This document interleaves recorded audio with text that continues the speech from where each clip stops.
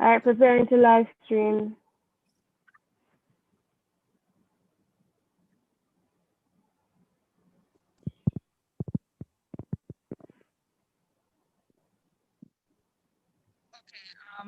Jovan's going to be quite late. His meeting got pushed back for work, but it's okay. Andrea should be signing on anytime now. I just spoke to her.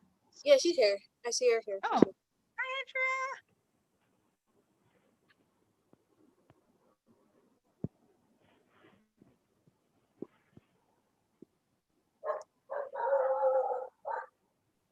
Hey, Shannon. Yeah. Disclosure. I don't know exactly what's going on with my second speaker. So. Oh no. Syria is going to join from wherever she ends up. All right. Wonderful. Wonderful. Hello, everyone. Hi, Shannon. Hi, Miss White. Hello, champion. Andrea is okay. Shannon, check your inbox to the live stream. Yeah, got it.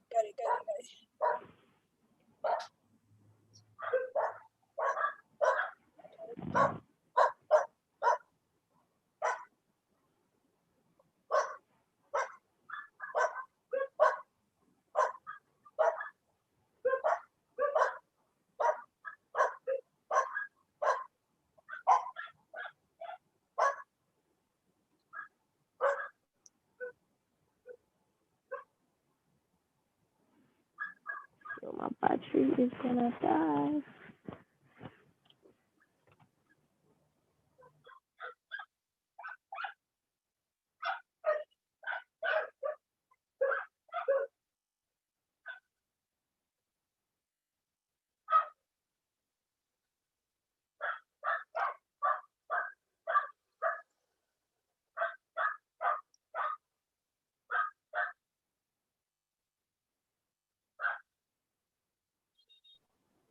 Shannon, are we making you host now? Yeah, sure, no problem. Do you need me to make anybody else co-host? Stephanie Barnes, she's online. Okay.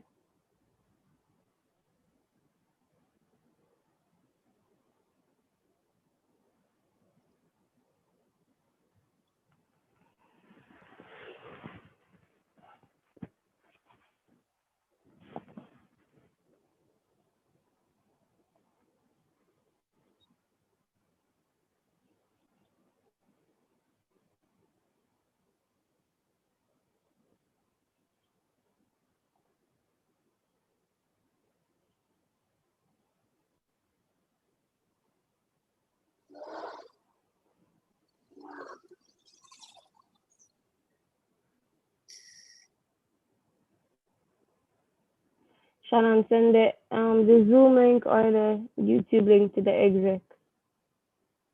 Okay. Which one?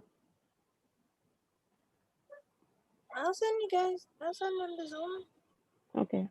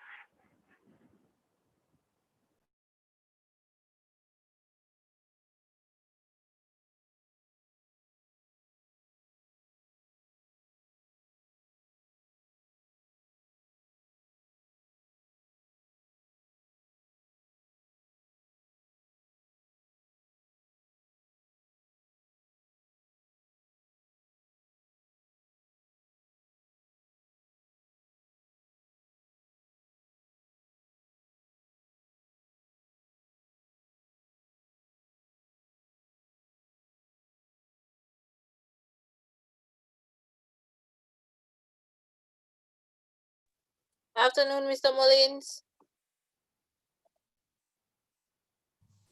Yes, hi, how you doing? I'm great. How are you? I'm well. All right, you think your team is ready, sir? Yes, I think so. I don't know if they're on. No, they're on as yet. I believe they are. Wait, no, you had team one, right? Yes, they are on now, I believe. Yeah, man. I expect they'll do well. All right, love to see the confidence.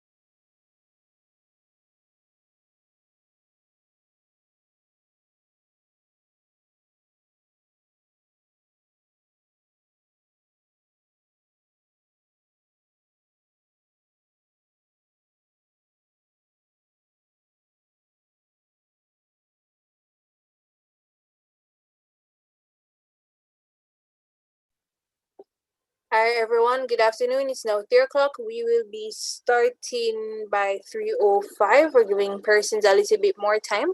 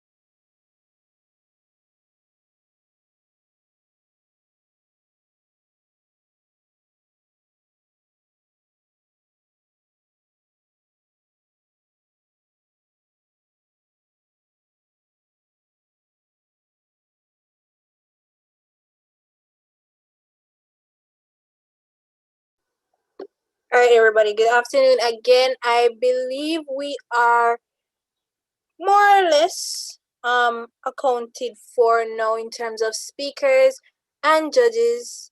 Welcome everybody that is here on Zoom with us, and also those who may have already joined on YouTube. So we are going to begin now. This is our little monologue mooting activity. We are really excited as a mooting club to be able to do things like this and engage legal professionals and experienced former mooters and even some current mooters to help us and allow us to improve our skills generally as mooters. We cannot wait to see what will happen today. We are very excited here at Mona Law for what will happen over the course of this meeting. So I'll just open in prayer, after which our president, Ms. Janelle Small, will just offer a greeting before we begin the matches. So Lord Heavenly Father, we thank you for today. We come before you as humble servants, just wishing to do our best for you, even in this space and in this time and in this manner. Lord, we thank you for the opportunity to engage all the individuals that we have engaged, both here in Jamaica and throughout the region with the other universities that we have engaged today. Lord, we thank you for everything that you have been able to allow us to do and will continue to do through this mooting club. In your name we pray these things. Amen. Janelle? All right. Good afternoon, everybody. My name is Janelle Small, the president of the Mona Law Society and the Guild Faculty of Law Representative. And it is truly a pleasure to be with you all today. And of course, giving support to the Legal Education Officers Committee as she, of course, does a successful job in the Mooting Club. She has been doing awesome this year, and we want to congratulate her on that and also support her. Mooting is a very important aspect of any law student's life, and it's a skill that you need if it is that you want to practice. And of course, I am very happy to see that the Mooting Club is up and running, and we have such interested students who will be sharpening their skills.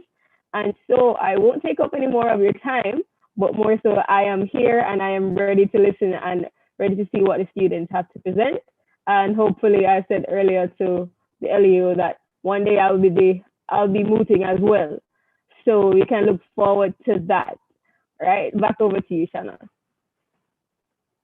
Yeah, man, we will be getting our president mooting most definitely. So as we begin, I'd like to recognize our judges, Ms. Haniel Hines and Ms. Andrea White at this time, and hopefully Mr. Javon Bowes will be able to join us very soon. We understand that his meeting has been extended into our little time. But we know he is very excited about this program as well and eager to join us. So we'll be excited if he can join us on time.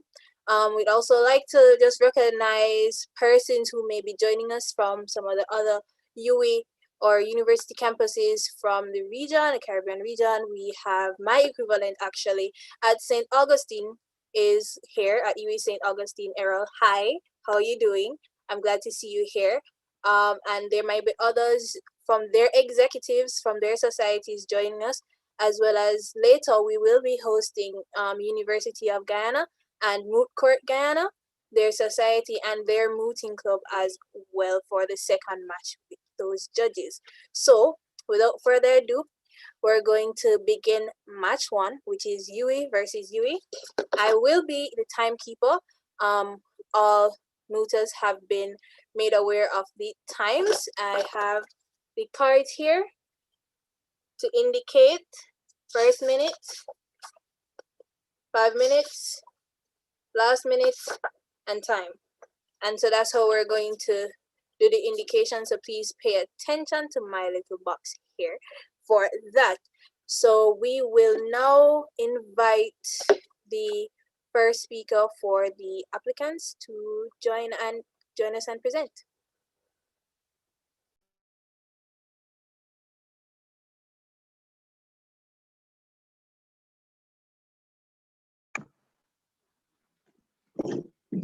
First speaker, are you ready? I'm ready. All right, and your time begins in 3, 2, 1, begin. Good evening, Your Excellencies. May it please the Court, my name is Darian Street, and I am appearing as agent on behalf of the appellant state, Terra. My co-agent is Ms. Akila Southwell. I will be addressing the first issue by asserting that the May 2019 cyber attack on Terran banks is attributable to the Kingdom of Hydra. Ms. Southwell will address the second issue concerning whether the cyber attack constituted a violation of Terra's territorial sovereignty by Hydra. As I just stated, the first issue is whether the May 2019 cyber attack on the 8 Terran banks by one Adrian Ford is attributable to the Kingdom of Hydra. The simple answer to this question is yes. And the main argument in support of this is that Adrian Ford was a non-state actor who was under the effective control of the Kingdom of Hydra. I shall now go into the substantive. Article 8 of the draft articles on the responsibility of states for intentionally wrongful acts states that the conduct of a person or a group of persons shall be considered an act of a state under international law if the person or group of persons is in fact acting on the instruction of or under the direction or control of the state in carrying out the conduct. This from the draft articles is in fact the principle. However, the test was established in the ICJ case of Nicaragua, and that case is the effective control test.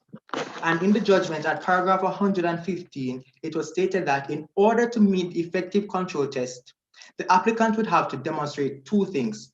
First, there must be a de facto link between such factors such as financing, organizing, trading, selecting targets, and planning. And secondly, there must be control of such a nature that it is clear that the acts had been ordered or imposed on the relevant individuals and entities by the state. And furthermore, another judge, Judge Argo, in paragraph 16 of a separate opinion, stated that only in cases where certain members of those forces happen to be specifically charged by the state to commit a particular act or carry out a particular task of some kind on behalf of the state would it be possible so to regard them as being under the effective control of that state. And Your Excellencies, by applying the clear and convincing evidentiary standard as was relied on in the case concerning armed attacks on the territory of Congo, and that was in 2005, as well as the Ethiopia-Eritrea just ad bellum claims case, there's evidence within the statement of agreed facts that proves that Adrian Ford was under the effective control. Agent, could Yes, you, when you say evidentiary standard, are you referring to the standard of proof, or are you referring to examples of what effective control could look like? Well, the standard of proof. And what is that standard, Agent? The clear and convincing evidentiary standard. And two. Thank you. Okay, you're welcome. All right, and I shall continue. So there's evidence within the state. Agent, what is a non-state? What is a non-state actor? A non-state actor is an individual who is not a state, who might be regarded as having carried out some action on behalf of the state. So they are not a state, they might be an individual or a group who has done something that can warrant their actions being attributable to the state itself. I shall now continue. All right, so from the material facts as evidence in the statement of agreed facts, what we can establish is that there's a motive as well as there is proof that Adrian Ford was under the effective control of the state of Hydra. Firstly, in paragraph 8, on May 10, 2018, Hydra's ambassador to Terra submitted or delivered a diplomatic note requesting that Terra transport the Caldor Reef statue to Hydra rather than dismantle it. Terra did not respond. Then at paragraph 17 of the facts, after taking a plea deal, Adrian Ford confesses that in August 2018, he was recruited by a woman who identified herself as Amaita Amaya. He was paid $2 million and given a flash drive and told to follow the instructions on that flash drive. Paragraph 15 of that same fact states that there was a folder on the flash drive with instructions to infect computers in 3 states. And then he was to use those infected computers to launch a distributed denial of service attack on 8 specific Terran bank servers on May 20, 2019. What this established is the first part of the effective control test, that Adrian Ford did indeed receive not training, but rather equipment to carry out the cyber attack from Hydra. The next part In paragraph 17, it identifies that between September 2018 and February 2019, Adrian Ford hacked computers in 3 states, Tiger, Tundra, and Amazon, using the Coral virus. In paragraph 17, it then... Agent, what about this everything that you've said definitively connects Mr. Ford to Hydra? Yes, we know somebody approached him, he got a flash drive, or he got this virus, but how do we know that this came from Hydra? Where is that evidence? All right. To continue, in paragraph 17 of the same facts, he not only confirmed that the flash drive that had been seized by the Amazonian officials was the same flash drive that he had received, but that the personal email address that was copied on Hydra and NSA emails regarding the coronavirus field test being successful belonged to him. And these facts, the cumulative facts from him receiving the flash drive from Anahita Amaya to him being on the flash drives, what these are, they at least lay down some amount of proof that there is something within, that there's some kind of connection between himself and Hydra. And what I shall now speak to is the genocide. Some amount of proof. It's funny that you mentioned that, Agent, because according to you, the evidentiary standard is clear and convincing evidence, not some amount of proof. Right.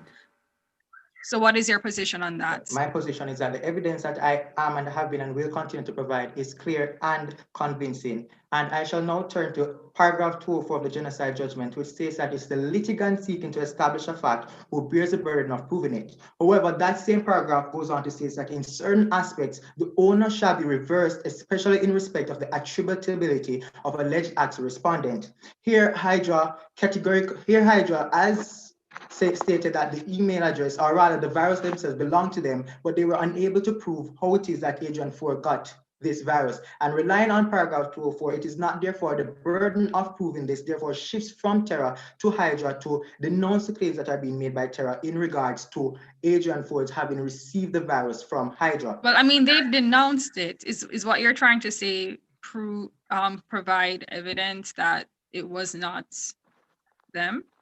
Well, not rather that it was. That was not. No, it was not.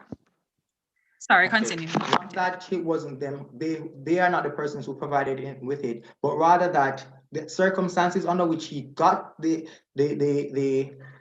documents, rather, and that how it is that he came to them, and in regards to the admissibility of them, the state would have had to, in 2 paragraphs of the facts, in paragraph 14, a spokesman said that disclosure of cybersecurity measures to keep Hydra safe was reckless and has done grave damage to Hydra national security. Then in paragraph 15b, the Prime Minister of Neptune said that the National Security Agency does not know how the hacker or the hackers gained access to the coronavirus, and the matter is being thoroughly investigated. That I do acknowledge. However, this suggests that and recognize the authenticity of the emails as well as the Adrian for getting the virus, and the fact that there was communication after the cyber attacks took place on June 12, 2019, almost a month after it happened, shows that there's some amount of connection or nexus or communication between Adrian Ford and Terra itself. And accumulatively, these facts, Terra's rejection of the proposal for transportation, Adrian Ford's recruitment, him using the flash drive's instructions to hack the computer in the 3 states, him launching the attack on the Terran banks, and the subsequent emails between himself and Hydra fulfill the clear and convincing evidentiary standard that is required to adjudge and declare that Adrian Ford was under the effective control of Hydra. Hydra fulfilled both aspects of the effective control test. They not only provided equipment and instructions for the launching of the attack, but also stipulated the day when the attack was supposed to take place. As such, and in accordance with Article 8 of the Draft Articles on Internationally Wrongful Acts, the May 2019 cyber attacks by Adrian Ford are attributable to the state of Hydra. Your Excellencies, while it is that it may be argued that this attack on Terra did not amount to an armed attack in the conventional sense, there are 3 things that ought to be considered when determining whether there is a breach of sovereignty or a breach of the nation's sovereignty, and these are the immediacy of the attack, the invasiveness, and the state involvement. The attack was so immediate that Terra did not. Adrian, what's your source for that standard, or for those factors? This came from the Nicaragua case judgment itself. So there's 3 things that can be used to determine whether or not a attack, but though it might not amount to the use of force in the strictest sense, can still be a use of force. And as I was saying there, the immediacy, the invasiveness, so it was immediate. The attacks took place directly the day before the statue was supposed to come down. Therefore, it shows that Hydra had motive. It was invasive in that persons of more than millions of Terrans could not carry out business, and it is state involvement as proven by the connection between Adrian Ford and Hydra. Your Excellencies, Time, Agent. Finish your sentence. Your Excellencies, it was a pleasure appearing before this court. If there are no further questions, I'd like to leave you with this. This is my submission, that it is clear and convincing that the actions of Adrian Force are to be attributed to the Kingdom of Hydra, as his cyber attack was a breach of the state sovereignty of the Kingdom of Terra. Therefore, Hydra is to be held categorically responsible for his actions. Thank you. All right, thank you, Agent. Now we will invite the first speaker for the respondent. You ready, sir? All right, we will begin in 3, 2, 1, begin. Your Lordships, my name is Kimari Young, Agent and Counsel for the Kingdom of Hydra. If it pleases the court, I will begin now. We believe that in a world stage filled with geopolitical intrigue, espionage, economic and political competition, and where every war must be justified on the basis of some variation of self-defense, the attribution of culpability for breaches or wrongful acts must be handled with the utmost care and with the utmost clarity. We believe that it is incumbent on this court at this time to either produce or to accept a clear standard and a clear and definitive standard of attribution. Now, here's what I'm going to do. This is going to be the course of my case. I'm going to start with a statement of the uncontroversial facts.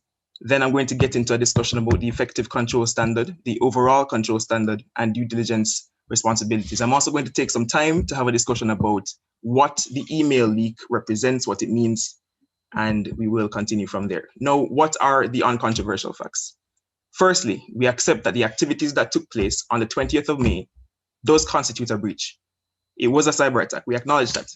The instrument of this attack was the Coral executable computer worm. We acknowledge that as well. Thirdly, we acknowledge that the virus was in fact initially developed by the national security apparatus of the Kingdom of Hydra. This is where we believe, though, this is where Terra's accusations break down. It breaks down at the introduction of this mysterious figure named Anita Amaya, and with respect to the interrogatory evidence that was elicited from Agent Ford, which we perceive to have been elicited under duress, or at the very least, with a perverse incentive. Agent. Yeah.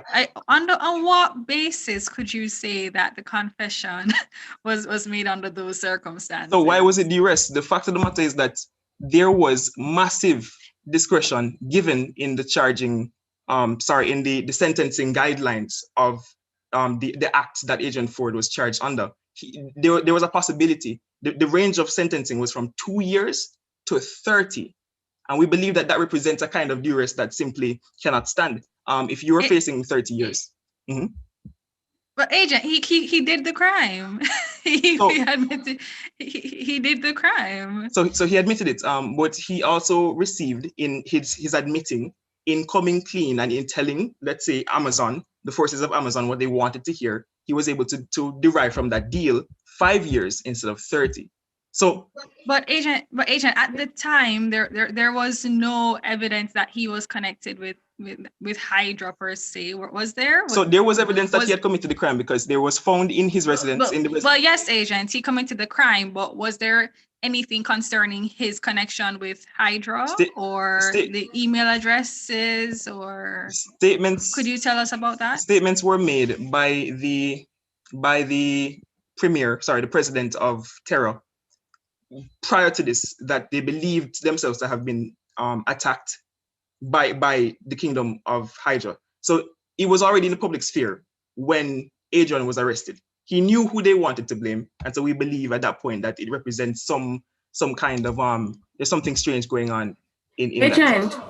Yes. Agent, what is the meaning of duress to you? Duress What is is duress is undue influence in this case in eliciting interrogatory evidence. So if you say to a person that you're facing a massive hammer, let's say the hammer is 30 years, a 30-year sentence, then this person now has more of an incentive to tell his interrogators what they want to hear. So duress in this case is undue influence, which we believe to be. but there's nothing but on the plea fact. deals Yeah, plea plea deals deals are are a very matter of, common.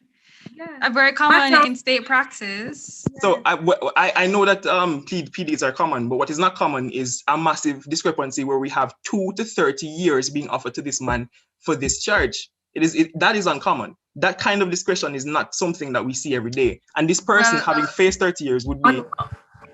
okay, but he was agent. never sentenced. Agent, do you have any other arguments to support the lack of a nexus between your state and this actor? So the first piece of evidence is the fact that Anita Maya, whoever this person is, cannot positively be, and of course, the agent for terror did come and say that it has to be clear and convincing. There is no clear and convincing evidence that Anita Maya comes from the state of Hydra. Now, there was an argument that he made speaking specifically to the fact that how else would he or she, Anita Maya, have come into have come into possession of our virus, which we are acknowledging is ours.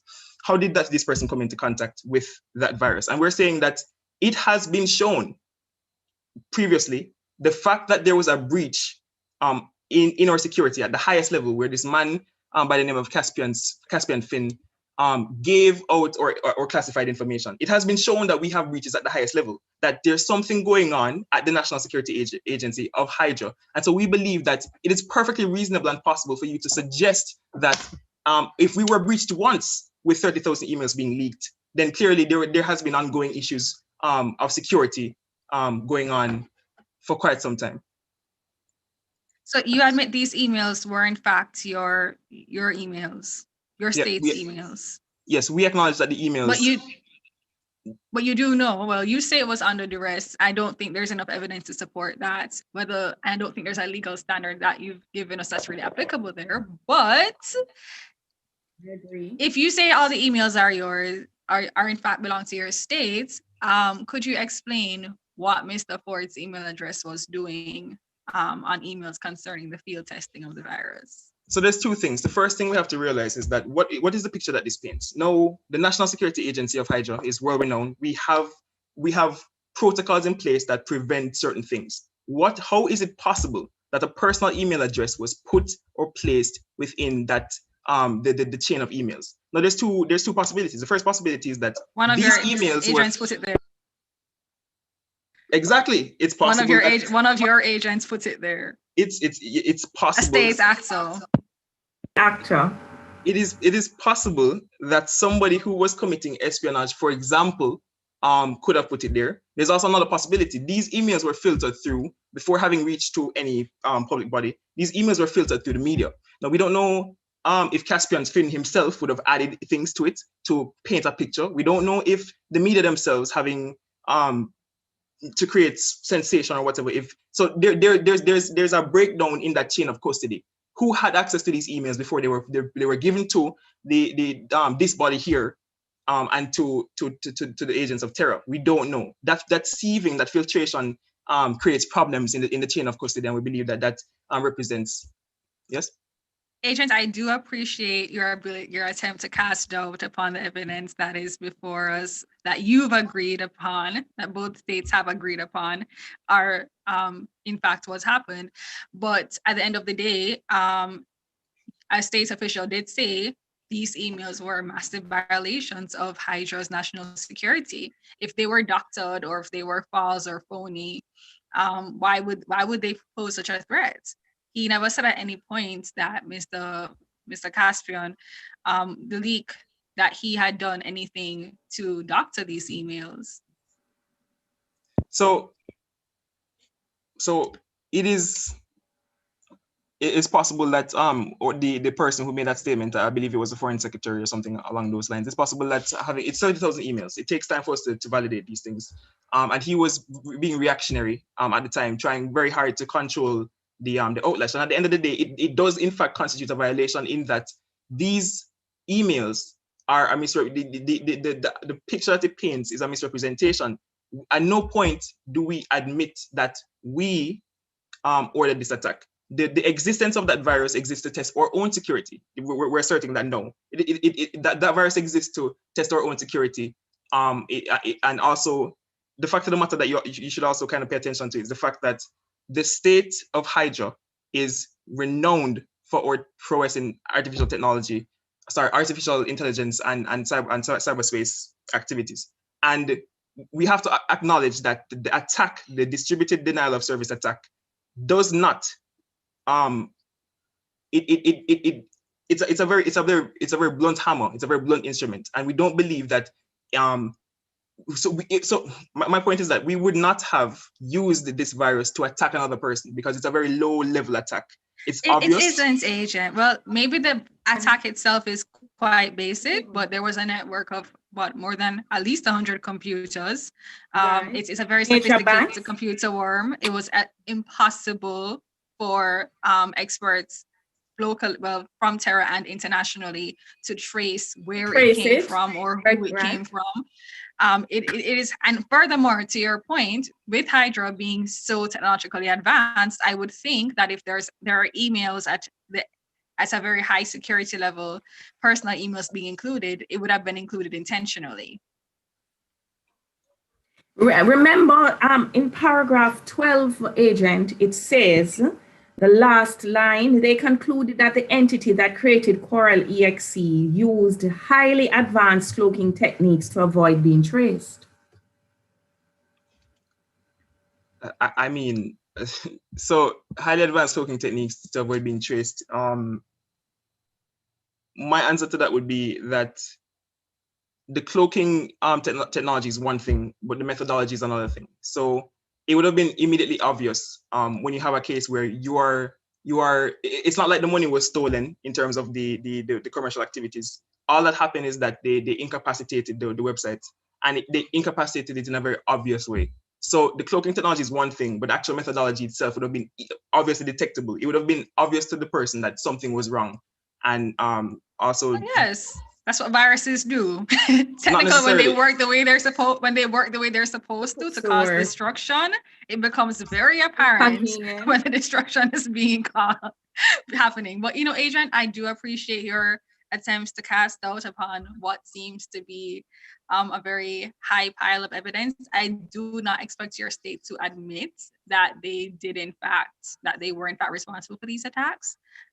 So I don't think that necessarily helps your state's case, but continue, agent, if you have any more arguments to convince us that this is not clear and convincing evidence. Agent, please be aware that your time is up, so maybe like a one sentence or two so that we can welcome the other speaker. All right. Well, I wanted to make a point about due diligence. So we didn't hear this coming out of the agents on the other side, but we believe that this court would contemplate that concept. So due diligence basically is this idea that states are responsible in certain circumstances to protect the rights of other states in certain circumstances. And one of those circumstances is to the extent that you create or there is a hazard that is transboundary, it is required, like if you have knowledge, constructive knowledge of that hazard, you should either inform the state or do something about it. And the reason why we say that we don't meet that standard, if this court were to consider due diligence argumentation, we don't meet the standard of constructive. Please wrap up. Your time is gone. Thank you very much, agent. All right, thank you very much. All right, so we welcome the second speaker now for the applicant, sorry. Are you ready, Ms. Southwell? Good afternoon. Yes, I am. So we'll begin in 3. Shannon, could you give me a minute? Shannon, could you give me an Andrea or maybe a minute or two? I'm sure Andrea has notes that she wants to finish writing as well. I just want to make sure I have everybody down. So this is Team Chero, second speaker. That's coming up now, right? Right.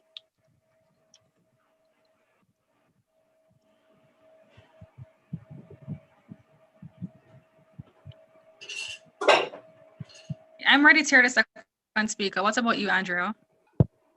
Okay. Ready, judges? I'm ready, Your Excellency. Okay. You ready, Akila?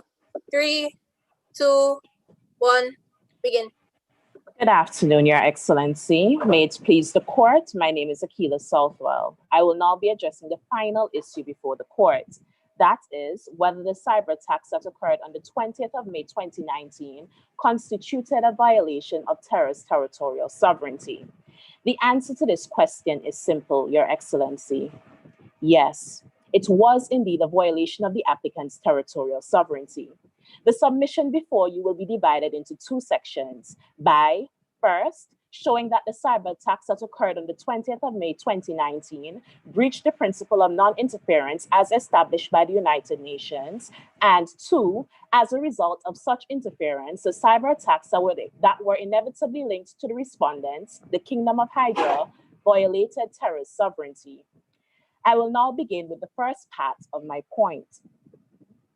At its 31st Agent, could you session, repeat the your? United Nations General Assembly. Oh, Agent, could you just repeat the summary of your first point again for me? Sure, Your Excellency. I will begin by showing that the cyber attacks that occurred on the day in question breached the principle of non-interference as established by the United Nations. I will continue now.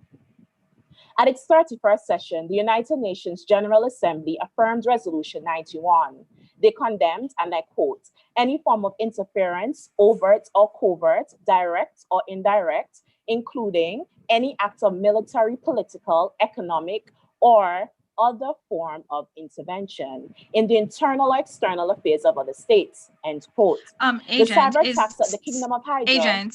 Agent, is the United Nations, does the Yes, United Your General, Excellency. does the UNGA have the capability to make binding law by merely passing its resolutions? No, Because Your remember, Excellency, their laws are not binding. so is perhaps But what they you're can referring to the UN Charter? Oh, you're saying, but they can show what? Sorry, but they can show. You are saying continue. But they can, yeah. Oh, sorry. They can Sorry, Your show. Excellency. They can show evidence of opinion juris. So passing a resolution in and of themselves cannot be binding. That's would be the Security Council, but their resolutions can be evidence of opinion juris, so as to form part of customary law. So, but remember, we need both elements, state practice and opinion juris. And I would argue that General Assembly resolutions perhaps are more state practice, but that's actually just my opinion. Perhaps what you're referring to, Agent, and please correct me if I'm wrong, is the United Nations Charter, which I do believe has a provision somewhere speaking to non-intervention, and which does in fact bind all states, including ours, the ones before us currently. Forgive me. No, Your Excellency, I'm referring Okay. to the Assembly. All right. Thank you, Okay. your Agent. Proceed. Okay. The cyber attacks that the Kingdom of Hydra launched against the 8 major commercial banks in terror severely violated terrorist territorial sovereignty. Given the essential facts of this case, the cyber attacks prevented millions of nationals. Yes, Your Excellency. What is territorial sovereignty? When I speak about territorial sovereignty, I'm referring to the full rights and the powers of a government without any interference from any outside countries or groups or individuals to interfere in the internal matters of another state. So it's that. What is the source? What is the source for that definition, for your definition of territorial sovereignty? The source of my definition largely came from Oppenheim's. I'm not reading verbatim, but it came from Oppenheim. Oppenheim was a very influential writer in international law. Oppenheim's international law is referred to as the Bible of international law. Thank you, Agent. You're welcome. I will continue. The essential facts of the case stated that millions of nationals were prevented from accessing their accounts, paying their bills on time, receiving their salaries on time, and the independence they called the Reef Statue dismantlement project had to be delayed. The attacks largely resulted in widespread panic and chaos. The principle of non-intervention remains a well-established feature of public international law. It restricts the ability of outside nations to interfere with the internal affairs of another. It's a feature, okay, but features of international law would also include many conferences and many meetings, but they're definitely not binding on states parties. What about the principle of non-intervention? Sorry, what about the principle of non-intervention makes it binding upon Hydra and Terra? The principle of non-intervention is... What source of law is it? What source of binding law is it? It can be customary law. It can be, or it is, agents. It is customary law, Your Excellency. I may continue. According to Oppenheim's international law, the prevention of intervention is a corollary of every state's right to sovereignty, territorial integrity, and political independence. As such, it can be rightly said that the cyber attacks did in fact breach the principle of non-interference. Resolution 2131 of the General Assembly declares that intervention in the domestic affairs of states is prohibited. It was recognized that every state has an inalienable right to choose its political, economic, social, and cultural systems without interference in any form by another state. Although such interference in another state's affairs may amount to a use of force, as prohibited by Article 2.4 of the United Nations Charter, it may nonetheless be contrary to the principle of non-intervention. Hence, in the Nicaragua case, the funding of Contras, although not an unlawful use of force, was deemed an illegal intervention. Oppenheim defines intervention as forcible or dictatorial intervention by a state in the affairs of another state, calculated. Agent, I think we all appreciate what non-interference is. Can you link it to the facts given? Yes, Your Excellency. The cyber attacks that occurred on the 20th of May, 2019 violated the principle of non-interference. And it fundamentally breached this principle, as my co-agent and I will aptly prove. May I say, do you need to prove intervention in order to substantiate that there was a violation of Terra's territorial sovereignty? Repeat that, Your Excellency. Do you need to prove that there was intervention in order to establish a violation of Terra's territorial sovereignty? Yes, generally speaking, yes, Your Excellency. May I continue? I will now turn to the second part of my point. The cyber attacks launch. Sorry, Your Excellency. Oh, there's a delay. Is it that there's a delay with me receiving? Okay, I'll keep that in mind. So I was saying, I think you're giving yourself a very hard, unnecessarily difficult task by trying to prove intervention, when in my view, I do not know if others share it, but the territorial sovereignty, the proof of that violation, does it require you to do all of that? Yes, Your Excellency. I will take your points under consideration. So can we focus exclusively on the concept of territorial sovereignty, what that means and how that was violated here? Yes, Your Excellency. The cyber attacks launched, as my co-agent aptly proved, by the state of Hydra breached Terra's sovereignty over its territory. The term sovereignty, as defined in the Island of Palms case 1928, refers to, and I quote, independence and the right to exercise in a portion of the globe to the exclusion of any other state the functions of a state, end quote. It is this sovereignty which gives each state the right to control the cyber activities within its territory. According to Schmidt, in Talon's Manual on International Law, a cyber operation by a state directed against the cyber infrastructure located in another state may violate the latter's sovereignty. Given the territory of Terra did not suffer any physical damage, intervention may be problematic to prove. However, where cyber operations are intended to unlawfully coerce the government to unlawfully coerce the government, these activities may rightly constitute a prohibited intervention. In the case at hand, it can be found that the Kingdom of Hydra used the Coral X virus to force the territory of Terror to succumb to its demands. On the 10th of May 2018, Hydra proposed that the state of Terror transport the Calder Reef statue as opposed to dismantlement. However, Terror did not respond. Instead, they scheduled the dismantlement project for the 21st of May 2019, and the cyber attacks occurred the day prior. A coincidence? I think not, Your Excellency. The principle of territorial sovereignty is one of the fundamental pillars of international law. A state's title over its own territory is absolute, complete, and unchangeable. This is implied in Article 2.1 of the United Nations Charter, which says that this institution is based on the principle of the sovereign equality of all its members. International law is based on the concept of states, and the state in its turn lies on the foundation of sovereignty, which expresses internally the supremacy of the governmental institutions and externally the supremacy of the state as a legal person. Your Excellencies, considering the foregoing, I firmly submit that the cyber attacks launched by the Kingdom of Hydra violated the applicant's territorial sovereignty. If I can be of no further assistance, these are my submissions. May assist me further. Okay, Agent, you've given us a lot of very good information, but cyberspace is something that exists everywhere and nowhere at the same time. They didn't do anything to the physical territories. In fact, you could say that there was a waiver of Terra's territorial sovereignty. This is an internet connection. It's all over the world, it exists everywhere. How does this form a violation of Terra's territorial sovereignty? In following the definition, thank you, Your Excellency, for the question. In following the definition given by Smith in Talon's Manual on International Law, he defines cyberspace as not only the airspace or something that we cannot see, but he also refers to the cyber infrastructure.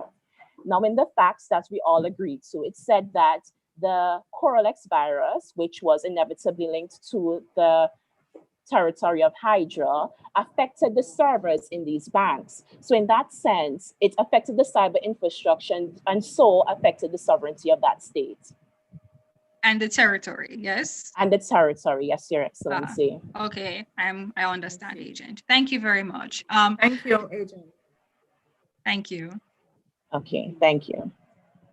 Thank you, Agent. And now we will go directly to the final speaker for this match, the respondent, speaker 2, Ms. Sarah Marshallek, sorry.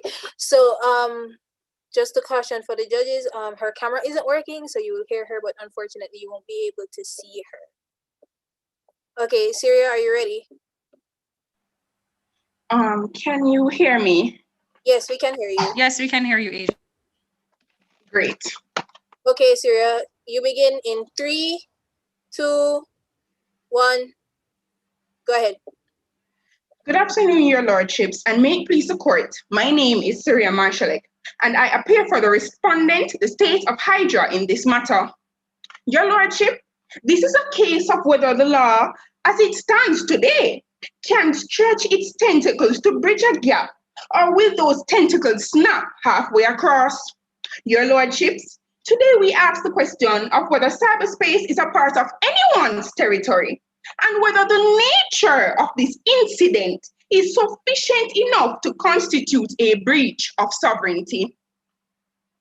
Your Lordships, Hydra respectfully requests that this court finds that cyberspace does not form part of Terra's territory, and as such, the incident did not violate their sovereignty for 3 reasons.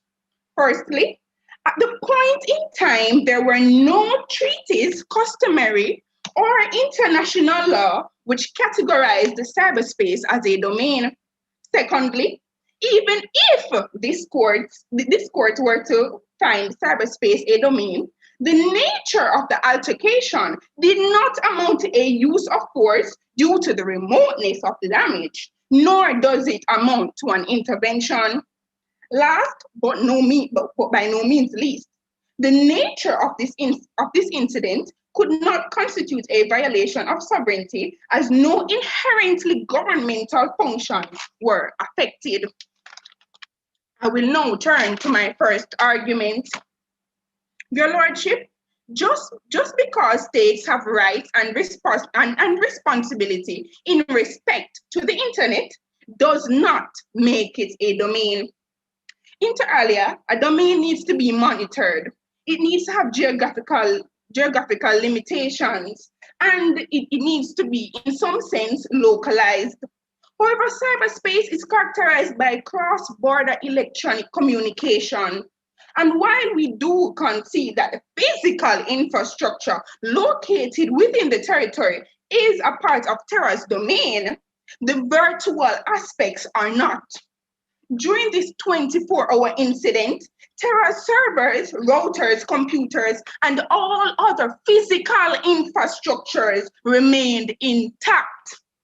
The bank's websites were affected. I don't necessarily agree with you on that point, Agent. I mean, the servers shut down. What's the purpose of having the physical structure when the non-physical structure don't make no sense? If the servers are well, I will agree with you. The servers were still working; they were just overloaded. But then them shut down. So I mean, what is the point if they're not doing what they're supposed to do? A lot of persons could not get access to their accounts. Yes, people were affected. People on the ground were affected. Could not access accounts. Couldn't assist loved ones. What do you say to that, Agent? Yes, your lordships. I do agree. The servers were affected, or however, we must ladyships. Well, excellencies. But if you're going to use the ships, ladyships. But it's actually excellencies though for the IC. Your excellencies. I'm very sorry. Your excellencies. I do agree with you. I really do. Servers, these are physical things, and they do form a part of the land, the domain, because these are on the domain. However, the effect that took place is not physical in nature, and therefore it could not be a part of the domain because yes, I do agree. The servers were overwhelmed, and if they were overwhelmed, then they basically served no purpose. However, that in and of itself does not make it a domain. Does not make constitute what happened a part of their land domain, because nothing. So, Agent, are you saying you do not agree with the Tallinn manual where it was stated that cyberspace is in fact a part of a state's territorial sovereignty? And if I may add, it goes even further to say, I believe that Rule 4, that any cyber operation that happens against a state or persons who are located at that state could form a violation of territorial sovereignty. Goes against your argument that no government functions were affected. This is a very powerful book, or rather publication was written by the most highly qualified publicists. Yes. I do agree to some extent, and I must refer also to Rule 4 of the Tallinn's manual. It stated that the function of the government that was affected must be inherently governmental, which means no other companies, no non-governmental or private. Sorry, Agent, could you repeat that? Sorry, I missed that. Could you repeat that sentence? I missed that. Rule 4 of the Tallinn's manual also speaks about the function that was violated must be inherently governmental. And because we must note that these 8 banks that were affected, none of them were stated to be government. The Platinum Bank, yes, we agree this is a national bank. However, the Tallinn manual states, and it was reiterated by the international group of experts, that the interference, it must be something that is colliding with something that is inherently governmental in order to violate their sovereignty. And so, because this was not a social service, this was not a conduction of election. We weren't interfering with their with their political structure, their social structure. If this alleged attack that they claim that we did on them, it did not have any inherently governmental effects.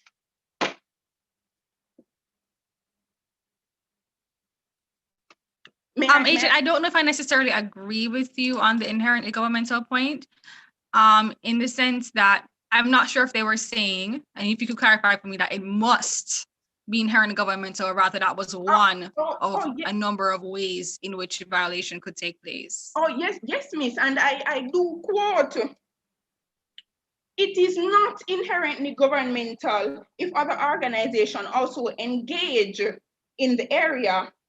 The experts cautioned that the function must be inherently governmental because of the consequences that may follow with what constitutes a violation of sovereignty. These are very heavy penalties. We have to be careful. Yes, Agent, I understand, but could you point me to where in Tally Manual it says the only way in which a violation of a state's sovereignty, territorial or otherwise, could occur is where it affects inherently governmental functions? Yes, miss, it was under the only way. The only way. No, miss, it ought to be weighed with the other facts and well, everything else that's happened. Okay. Oh, thank you, Agent. Yes, you may proceed. Your Excellencies. And I will, yes, your Excellencies, there is a lacuna in international law for over, there is a lacuna in international law for over 2 decades on how effectively to encapsulate cyberspace as a domain. And there was a lacuna in the law on the 20th of May, 2019. Cyberspace is and was not a part of Terra's domain. Furthermore, given the remoteness, there was absolutely no use of force under Article 2 to subsection 4 of the UN Charter or intervention, and it would be poor precedent to find it. So, as noted in the talent manual, it is not the weapon used, but the consequences. The circumstances which developed in Terra amounted to nothing more than a mere 24-hour inconvenience. Yes, well, first of all, people couldn't pay. Agent, I don't think that's very fair to the people of Terra. People couldn't pay their bills. They couldn't transfer money to their loved ones. Right. Whole things have to cancel. Events have to show flop because of how terrible the effect was. And also, the only reason it was just 24 hours was because everybody had to be working overtime to get the service back up and functioning. If they never knew what they were doing, it could have been 24 years. Who knows? Yes, miss, and yes, Your Excellency, forgive me, and I note your point, and I will two things. I have 2 things to say. In the talents manual, it also noted that if the desired result, and it is very unknown as what the desired result is in this case. If the desired results or consequences fail, whether due to default of the operation or effective defense by the state, then the sovereignty was not violated. This is very important. This may be said to be very effective because they did resolve the issue in a very timely manner. And it must be noted that the bank is only operational for 8 hours in that 24-hour. Not the websites, though, agents. Not the websites.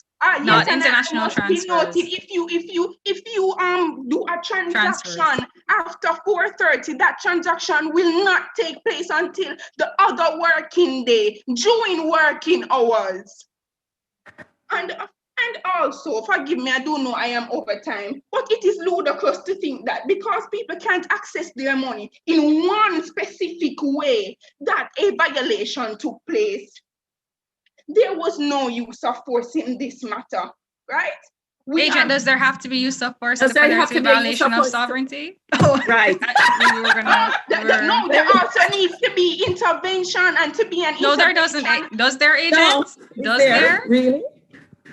I mean, correct us if we're wrong. We are open to being corrected. So I would- Afterwards, Guided. agent, your time would have fully gone. Okay. Okay, so you have 1 minute to answer a question, agent. Does violation of sovereignty require use of force and The or exhibit force. Yes, it does to an extent.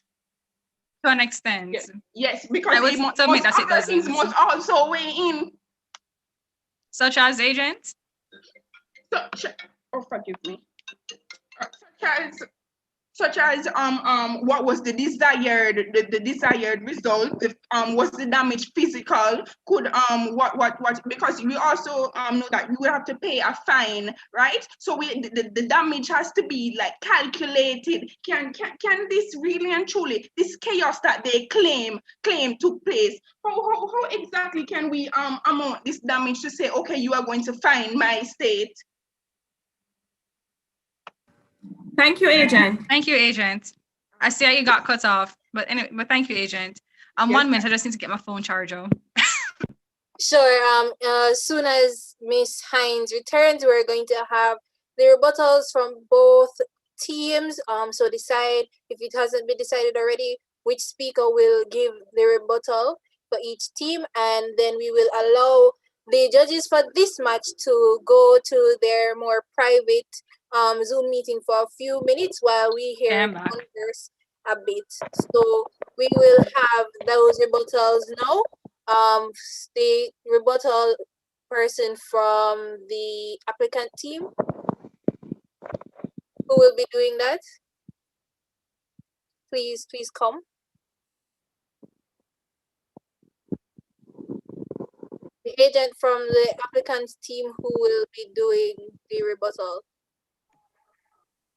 It's going to be Darian. He's coming now. Okay. All right, Mr. Street, go ahead. And you'll have 5 minutes to do your rebuttal, of course. So begin in 5, 4, 3, 2, 1. Go. Good afternoon again, Your Excellencies. By way of rebuttal, I'd like to speak to a number of issues or a number of points that were raised in both agents on behalf of the responding side, Hydra. Firstly, the first agent would have mentioned that it could be that one of their agents had published the material without the express desire or intention of Hydra. If this argument is to be taken, then the draft Article 5 of the draft articles for international wrongful acts would step in, and this is that a conduct of a person or entity, which is an organ of the state under Article 4, which is empowered by the law of that state to exercise elements of governmental control, shall be considered an act of the state. So if it is that the argument is being put forward that the person who leaked it might have been a person in Hydra's government or NSA organization, then this article will step in, and Article 5 would find their actions attributable to the state of Hydra. Secondly, he would have mentioned that the leaked documents should have gone through several steps, including the news agencies. And two things from that is that the domain keys identification mail system would have operated to show that they were authentic. And then again, the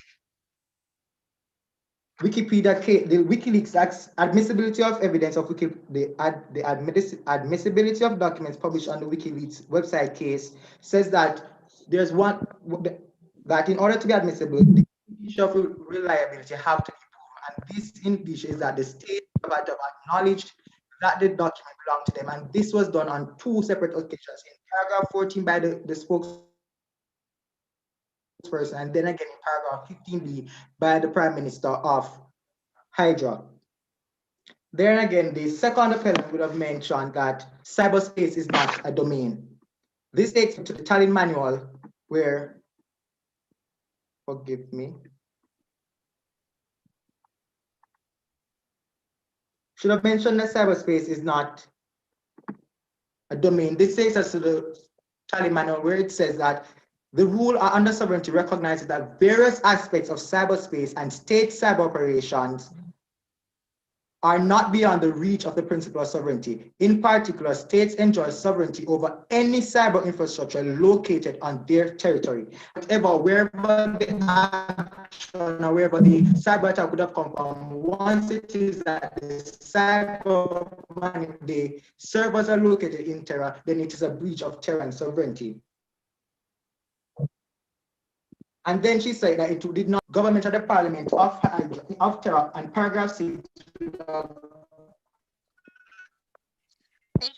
million US to the dismantlement of the statute. Agent, and the effect that this postponement had on his connection is, I think there's a delay. yes. We've lost him. Am I back? Oh, yes, you've come back, but your video is still frozen. If you could repeat the last, I would say 45 seconds of what you said.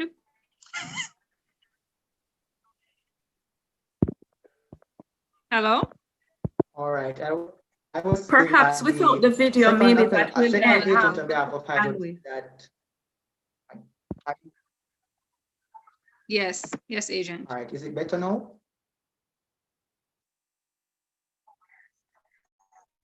All right, forgive me. I was saying that the second function that was violated.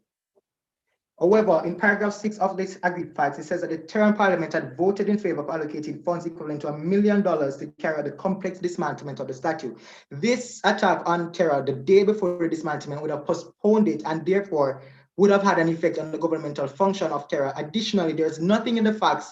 The agent on behalf of Hydro just said that the banks were not state banks or governmental banks, but there's nothing in the facts to suggest that they were not, that they weren't governmental, that they were not state-owned banks. And therefore, if it is that they are state-owned banks, then the argument that is being posited by the agent is null and void by virtue of her own statement that it would be a breach of governmental function if it is that the banks are indeed state-owned banks. These are my rebuttals to the arguments that have been presented by the respondent state of Hydra. All right, thank you, speaker for the applicant. Rebuttal speaker for the respondent. Please take your 5 minutes now. In 3, 2, 1, begin. So by way of rebuttal, the first thing I'm going to mention is that there is a distinction to be made between the physical infrastructure of that gives rise to cyberspace and the actual space that comes from it. So there's a distinction, the physicality and the virtual space.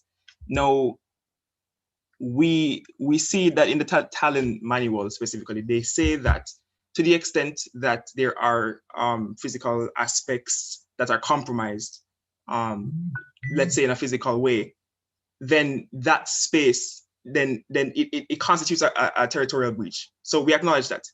But then the question arises of, can a state exert dominion over what is essentially this virtual space? It's borderless, it doesn't have tangibility. And the answer to that has to be no. So yes, the Talon manual says that portions, that territorial sovereignty reaches into cyberspace to some degree, but only to the extent that it is physical. And so we said that on that basis, there is evidence to suggest that the virtual space in and of itself cannot come under the dominion of any one state. Even if you want to, as a court, if you want to acknowledge that it is a domain, we would suggest that it would be a domain in the sense that it is a territorial and a commons for humanity.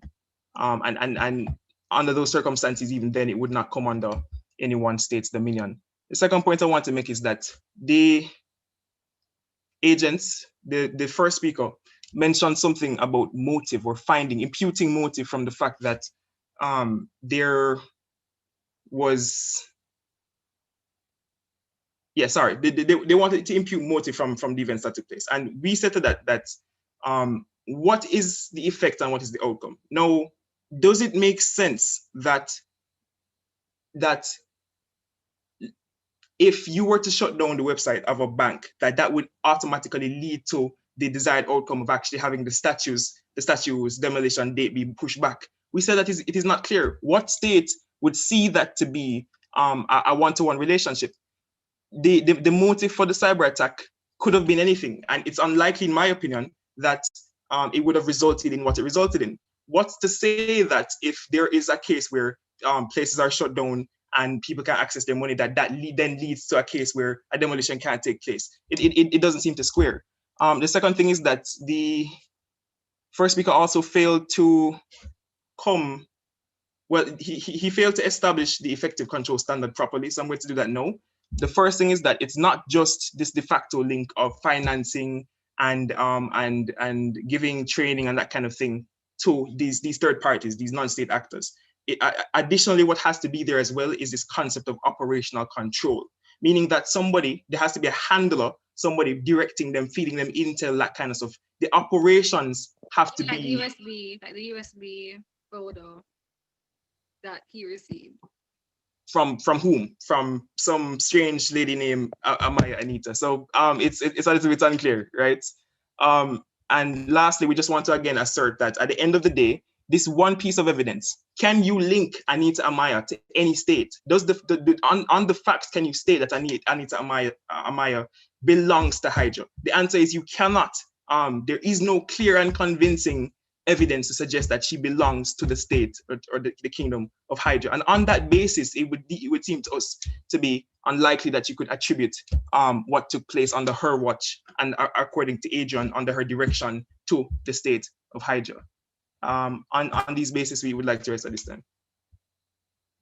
Okay, thank you very much, agents. We know we are a little bit into the time for the second match, but we will now allow the judges for this first match to go to that specific meeting area for their deliberations, quickly deliberate and get back to us. So bye guys, see you in a few.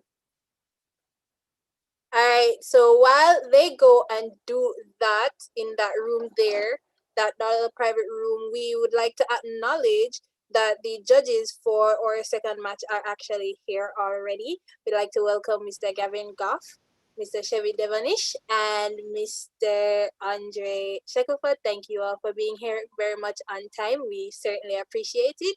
For those who don't know, my name is Shannon Young, and I am the Legal Education Officer of the Mona Law Society and chairwoman for the Mooting Club at Mona Law. We'd also like to recognize the individuals from University of Guyana who are here with us. I believe some of them have joined us, as well as the persons from UWI St. Augustine who are still with us. We thank you for joining us very much on time. But before the judges from that first match return with their judgment, those of us who are here, even the Mutas themselves, you guys would like to talk a little bit about this little experience for you. I know a lot of you are not very familiar with mooting, so things like this are a little new for you, so you can speak to us, even the individuals from the other university campuses. If you'd like to comment, you can do so now. Even the judges for the second match who caught the last bits of that first match there, if you'd like to comment, you can go ahead as well.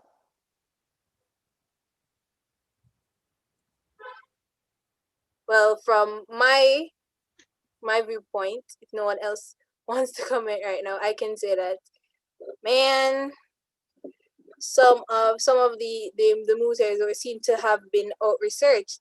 I don't know about you guys, but from my perspective, maybe the girls may have beat the gentlemen to in terms of how they presented and organized their speeches and how they interacted with the judges' questions. I don't know if any of the Mutas would like to respond to that a little bit.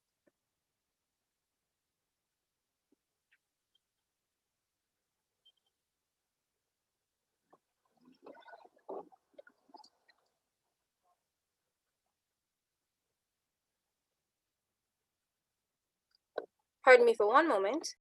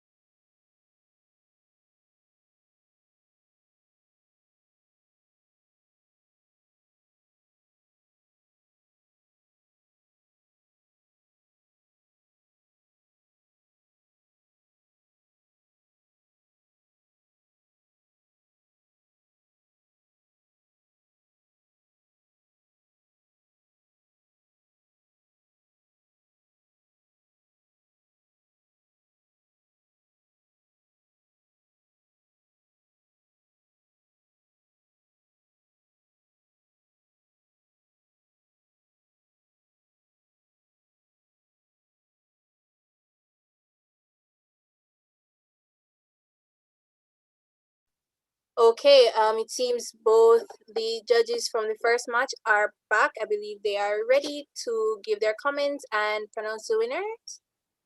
Yes. Alright. Okay. Let's say that we shouldn't take more than 5 minutes to do comments, etc., etc. But I just want you guys to know, in the interest of time, if anybody has any specific comments that they want from me, I can send my email. Or me. I can put this in the chat, which I will do after we give the decision. So our decision, we first understand that this problem is geared towards the applicants. Okay, we know the respondents would have had somewhat of a difficult time, and their MOOC competitions can be like that. So we are fully aware of this. With that being said, we decided to determine the winner based on your knowledge of the law, the applicable law, based on style, based on application of knowledge of rather the law to the facts. And we have determined that Team Terra, the applicants, are the winners. And we also wanted to announce a best speaker. And I will leave Andrea to announce who that person is. So that would be the first speaker for the applicant. Remind me of his name. Darren. Is it Darren? Darren, yes. Yes. I will say though that the first speaker for the respondent with time and experience, I like the fact that you think quickly on your feet, and I think that's important for advocacy. So I would encourage you to really continue to practice and to enter these kinds of competitions. Yes, and I must say all four of you did a very good job. I am very proud of all four of you. I thought all four of you really showed some amazing comments. I was impressed. We threw a lot of hard questions at you, and you definitely tried your best to handle it. And they didn't seem as flustered, right? Yes, and very professional. Like almost that. Like they were more used to getting the questions. You seemed very comfortable with them, even when they were difficult for you to answer. And we do appreciate it. So all four of you should very much be proud of yourselves. We saw the work. I see the work. I see the knowledge of the law. I see the research that you put into it. I don't even have to ask. I know. And I am very, very happy about that. And so I really encourage all four of you to do more of these, to practice more. And I'm going to put my email address in the chat. So if anybody wants any specific comments from me, because I have written comments specific to each speaker, in case you are interested, my email is here and you can contact me. Just let me know who you are and we can talk freely. But very good job to all four of you. And so, before the next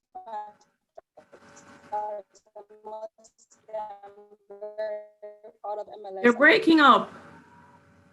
Haniel, you're breaking up.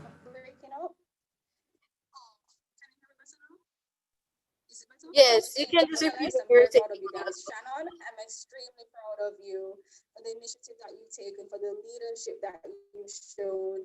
I must say, one of the journeys that I had to learn after I graduated law school with my students, like Andrew, was really the biggest thing.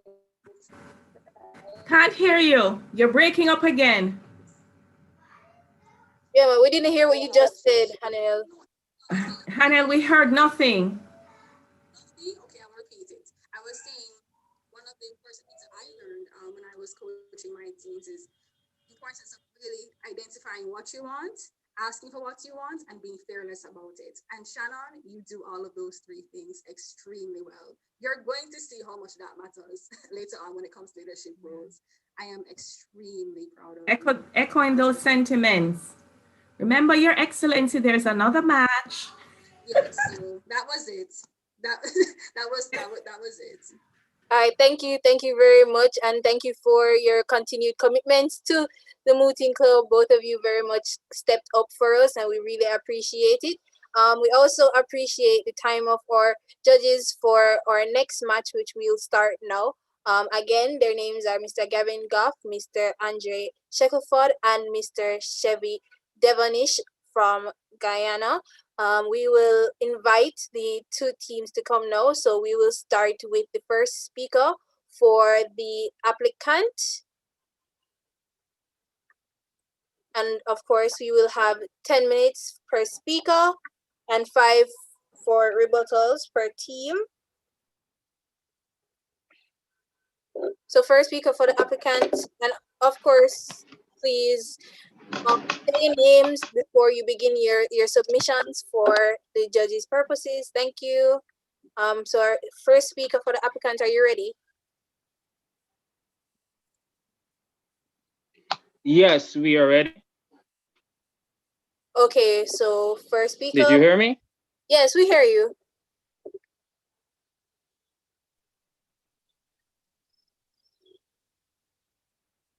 Are you hearing us? Oh, it seems there's a bit of a delay there. Yes, there's a delay. Understood. So you may begin in 3, 2, 1. Go ahead.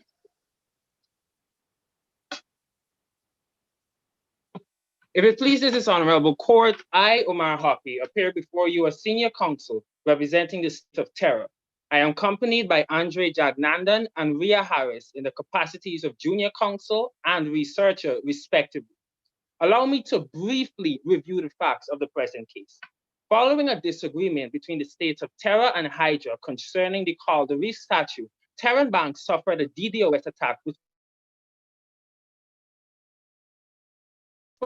infrastructure. Subsequent work revealed that the virus used in the aforementioned attack was developed by the NSA and that NSA officials were in contact with the hacker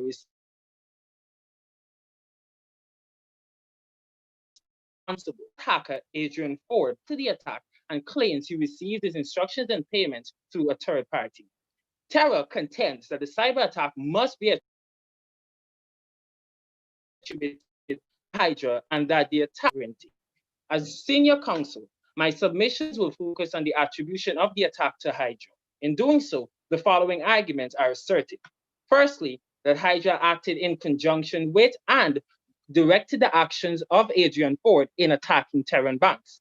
And secondly, okay, would you like me to repeat?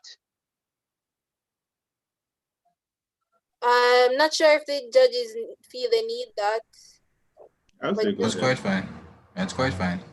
Okay, I'll just continue, but note it, please. Thank you. Okay. After the actions of Adrian Ford in using the Coral EXE virus as directed, I wish to commence submissions. By virtue of Article 8 of the Draft Articles on State Responsibility, where a state instructs, directs, or controls the actions of a non-state actor, those actions must be attributed to the state. The issue of direction, instruction, and level of control was canvassed in the case concerning military and paramilitary activities in and against Nicaragua, 1912.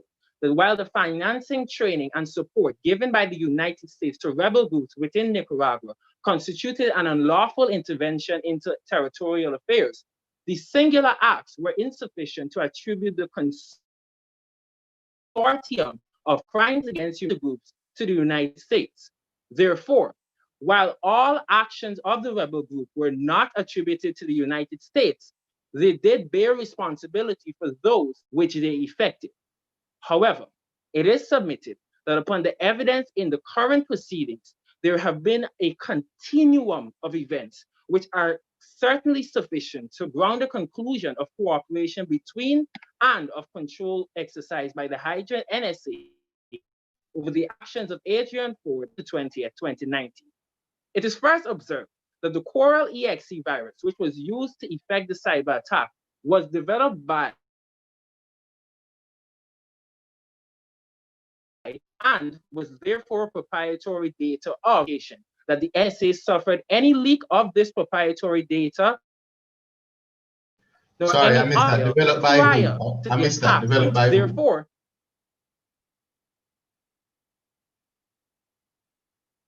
I'm sorry, from where?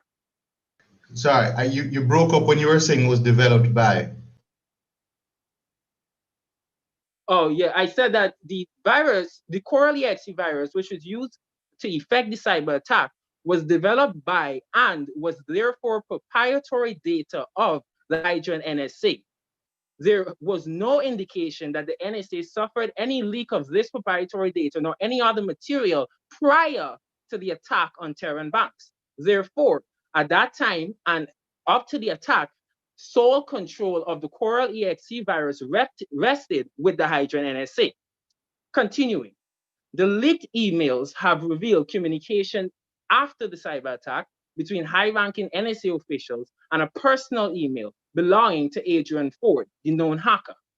These established that the NSA was knowledgeable of Ford's possession of the virus, as well as the successful use, describing it as field testing activities. It is therefore submitted that based on the evidence of singular possession and effective control of the Coral EXE virus, compounded by the discussion on the success of field testing, which included the hacker Adrian Ford, it would appear that the intermediary Anahita Maya to give effect to the end to cripple the Terran banking infrastructure. We do not find ourselves like Estonia without established evidence, but rather these agreed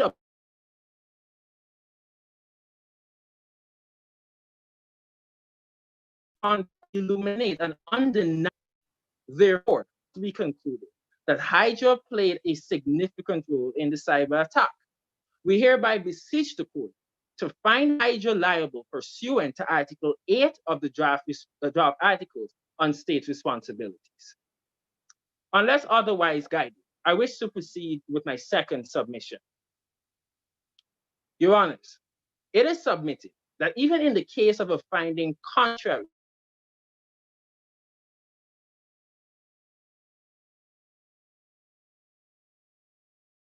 to my actions of Adrian for their purposes, Article 11 of the draft Council, responsibility provides. Yeah, I second that. Council, the about 15 to about 20 seconds of your submissions were inaudible. So if you could just repeat that aspect. Okay, I will recite, Your Honors. Your Honors, it is submitted that even in the case of a finding contrary to my initial submission, the actions of Adrian Ford must be attributed to Hydra in light of their subsequent adoption of the use of the virus for their purposes. Article 11 of the draft articles on state responsibilities that where a state acknowledges and adopts the actions of a non-state actor, then such actions shall be attributed to that state. Following the cyber attack, the emails leaked by Finn Caspio revealed discussion between high-ranking NSA officials and Adrian, an unusual party. More specifically, these communications celebrated the successful field testing of the computer program. This evidence showcases that the use of the virus and actions of NSA purpose. Therefore, even where the NSA had not initially sanctioned the use of the virus, their acknowledgement and adoption of its use as a successful field test is sufficient to effect attribution. This principle was illustrated in the case concerning United States diplomatic and consular relations in Tehran, 1980. Here, the ICG insurgent groups attacking embassies and consulates in Iran had acted alone in planning and executing. Those actions could not be attributed to the Iranian government. However, after the Iranian government had put occupation of the embassies as well as the hostage situation for the purpose of forcing the USA to effect the transfer of a wanted man, the militants effectively became agents of the state, and therefore their actions were attributable to Iran. Similarly, where the Hydra NSA adopted the use of the virus as successful field test a purpose, then those actions must be attributed to Hydra. Council, question: Does the celebration of the success of this let's call it a program, even in the event where one state has an issue with another, can the celebration of the success of that initiative constitute adoption and therefore invoke state liability?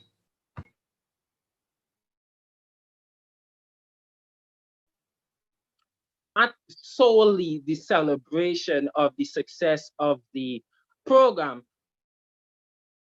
but rather the fact that they, prior to use, were in singular control, and that Adrian Ford, the hacker who effected the use of this virus for an illegal purpose against the state of terror, was party to that discussion and celebration.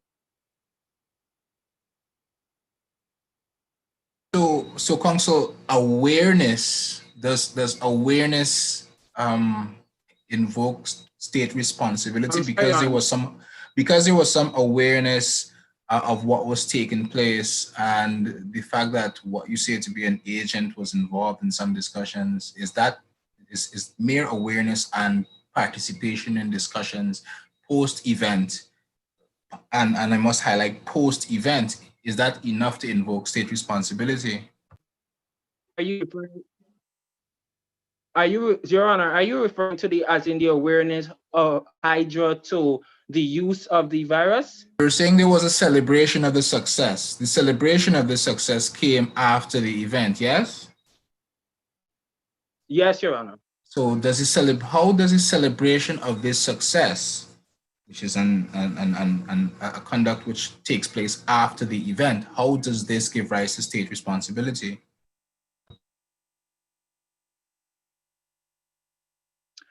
Well, Your Honor, it gives rise to state responsibility because it was the success of the virus just celebrated, but rather it was acknowledged successful testing of the virus, which was developed by the Hydra and NSA. For example, the Hydra and NSA simply celebrated the fact that terrorists suffered an attack by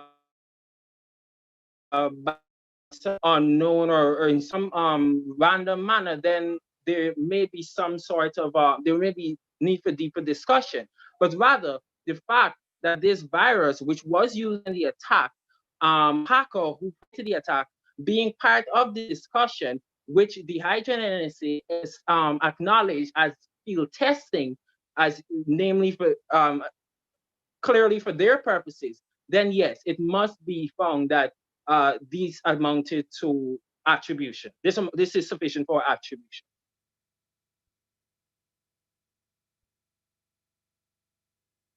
Go ahead. I think my colleague had a question for you as well. Well, the question ran along the same lines. It was in relation to the question of attribution, but I do believe Judge Devonish has dealt with that to some measure of detail. My next question for you, counsel, is in relation to the type of evidence which is being put before this tribunal. Do you have any direct evidence to provide? And if not, and you're relying on circumstantial evidence, to what extent can this tribunal... I'm sorry, Your Honor, can you please repeat that? No problem. Do you have any direct evidence in relation to the allegations that you're putting forward? And to the extent that there's an absence of direct evidence and it's primarily circumstantial evidence, to what extent can this tribunal take into account circumstantial evidence? Okay, Your Honor, could you just make clear for me which allegation you are referring to? All of the ones which you've mentioned so far.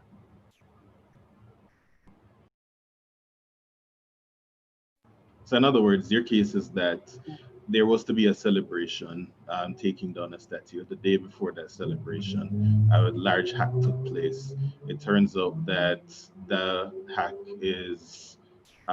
flows from a certain virus. That virus is on a flash drive. That flash drive is with somebody in Amazon or Amazonia, whatever the country is, and that person has been copied to emails, so on and so forth. So do you see any of the evidence as direct evidence? Do you see any as circumstantial evidence? And do you see, or are there any rules pertaining to the type of evidence that this tribunal, the ICJ, can take into account?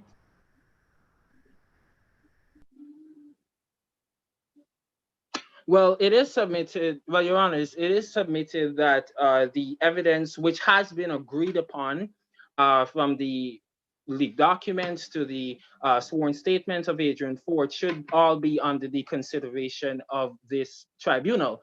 As it relates to evidence to support my allegations, we would assert that the evidence which has been agreed upon and which is the subject of discussion here today clearly shows a pattern or supports rather the direct statements or the direct allegations that we present before this court.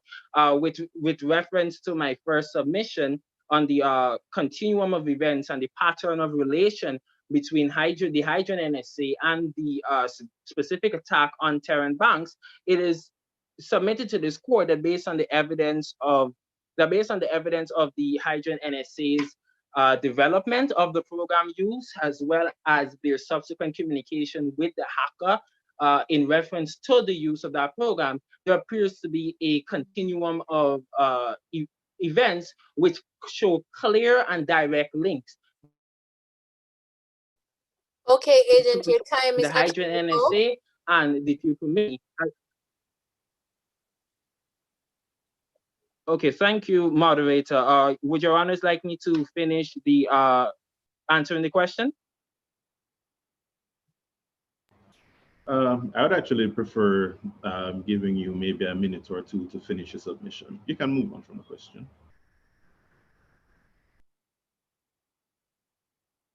Okay, thank you very much, Your Honor. Inviolable and the evidence undeniable. Based on this, we hereby implore you to reach a conscientious and legal conclusion, finding Hydra liable for the unwarranted attack on terrorist cyber infrastructure. And therefore, unless otherwise guided, I hand you to my junior counsel who will further elucidate our position. Thank you. Right, so we will now have a first speaker for the respondent. I believe from Team Uimona. All right, Mr. Nelson, you will begin in 3, 2, 1. Go ahead. May it please the court, I am Stephen Nelson, and I appear with my co-counsel Tamoy Campbell on behalf of the Kingdom of Hydra in the case concerning the Coral cyber attacks between the Republic of Terra and the Kingdom of Hydra. Now, there are two key legal issues arising from the statement of agreed facts. I will address point one, and my co-counsel will analyze the second issue. They are as follows. One, whether the May 20, 2019 attacks by Adrian Ford are attributable to the Kingdom of Hydra. Mr. Nelson, could I just ask you to speak a little slower? Slower? Yes, just slow down a bit. All right, Your Excellency. So there are two key legal issues arising from the statement of agreed facts. I will address point one, and my co-counsel will analyze the second issue. Now, they are as follows. One, whether the May 20, 2019 cyber attacks by Adrian Ford are attributable to Hydra, and we submit to you that they are not, and whether cyberspace forms part of the territory of Terra, therefore enabling the cyber attacks to constitute a violation of Terra's territorial sovereignty. We also submit to you that it does not. The Kingdom of Hydra requests that a declaratory order is handed down to that effect. Now, the relevant facts to consider include that on May 20, 2019, the website servers for a number of Terran banks were shut down by the Coral EXE virus. The investigation into the alleged cyber attacks led to a Mr. Adrian Ford, who admitted that he was the perpetrator and that he had been instructed by Ms. Anahita Amaya. It is important to note that these facts bear resemblance to what occurred in Estonia in 2007. If Your Excellencies have no objections, I'll proceed to my substantives. Now, a word on the sources of international law. Based on the canonical status achieved by Article 38 of the ICJ statute, we know that we can look to treaties, customary international law, and general principles as primary sources, and then to the work of jurists. In coming to the determination that Mr. Ford's actions aren't attributable to the Kingdom of Hydra, it is imperative that we refer to the rules of attribution that govern international law. These can be found in the articles on the responsibility of states for international wrongful acts, hereafter referred to as ARSOA. These articles have acquired standing as a leading codification on customary law on state responsibility. So in looking at Article 2 of ARSOA, it tells us that for a state to be liable for an international wrongful act, the conduct or omission must be attributable to the state, and the conduct or omission must be a breach of international law obligations. We're looking at the first requirement for our legal issue. RSOA goes on to tell us at Article 4 that the conduct of any state organ in its official capacity shall be deemed to be attributable to the state. So the submissions here are simple. For the purposes of the present case, only the Hydra National Security Agency, NSA, can be deemed to be a state organ. Neither Adrian Ford nor Anahita Amaya would satisfy this requirement. The NSA is not implicated in any wrongdoing, and as such, there is nothing to attribute to the state. In like manner, though Adrian and Anahita are implicated, their actions can't be attributed to Hydra based on the rules of attribution that we will discuss later. So based on the facts, the bit of information which might place a cloud over the NSA's involvement, which I must add is not enough for the determination of liability, arises from Tehran President Gaya Garland's allegations. We can't treat this with the same difference as a statement of agreed facts because it is not on account of what transpired that was agreed to by both sides. This originated solely from the Tehran camp. But his allegations are that on June 12, 2019, a highly classified email was sent by NSA officials in which these officials described the virus field testing for the Coral-XE virus as successful. So even if you were to accept this report as true, the reference which is made to the email and to the copying of Adrian Ford onto this email in no way, shape, or form implicates the NSA or Hydra. In order to discuss what may or may not implicate the state, we must first foreground the standard of proof for this type of proceeding. The standard is known to be proof by a preponderance of the evidence, alluding to the provision of clear and convincing evidence. This inevitably means that the onus is on the applicant to prove the existence of any fact it alleges in support of its claims. This standard of proof originated in the IC. Could you hold on a second, please, Mr. Wilson? Okay. I'm not sure I'm misunderstanding you. Are you saying that there is a fact that the applicant has asserted which is not agreed? No, Your Excellency. I submit that Tehran President Gaya Garland's report of what happened is distinctly shown via the statement of agreed facts that it wasn't agreed to by both sides, because President Garland made allegations that the Prime Minister Ria Neptune of Hydra categorically denied. So that is not something that was agreed to by both parties. So we can't treat it with the same difference, Your Excellency. I see. So yes, the Amadou Sadio Diallo case is where we find the standard of proof for these type of proceedings. And in relation to the email which was sent, we submit once again that there isn't enough to implicate the state. Counsel for Terror asserts that the email correspondence is enough to implicate Hydra as it celebrated the success. This is a bit of a stretch. We see no celebration. The only thing we are aware of is that the emails contained a subject which said successful. There wasn't a yay, hooray, it was successful, just successful. Counsel also submitted that there was prior contact between Adrian Ford and the NSA and the Kingdom of Hydra. We also want Counsel. Yes, sir. This relates to what my brother asked you just now. You seem to be saying that the contents of the speech by the Prime Minister isn't an agreed fact, but all that's agreed is that he made the statements. But your presentation seems to be assuming the correctness of the things in that speech. So you can't eat a cake and have it. So what is it? Is it that you accept that there was an email with a subject line that said success? Oh, yes, sir. All right, Your Excellency. So what was... So are you not then cherry picking from that speech to say I accept some things from that speech and I reject? No, Your Excellency. There are portions of the speech that were corroborated later down in the statement of agreed facts by Mr. Adrian Ford's confession, but not everything was agreed to by both sides. So in relation to the question about the email though, could you specifically address that one? The email?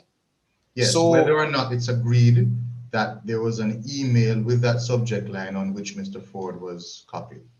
Right, Your Excellency. It was submitted that it was agreed that there was an email which was sent by the NSA which copied Adrian Ford onto it, but that isn't enough to attribute liability to the state of Hydra, given that the specifics of the testing weren't mentioned, or there wasn't anything definitive to go on that links via that email Adrian Ford to the NSA.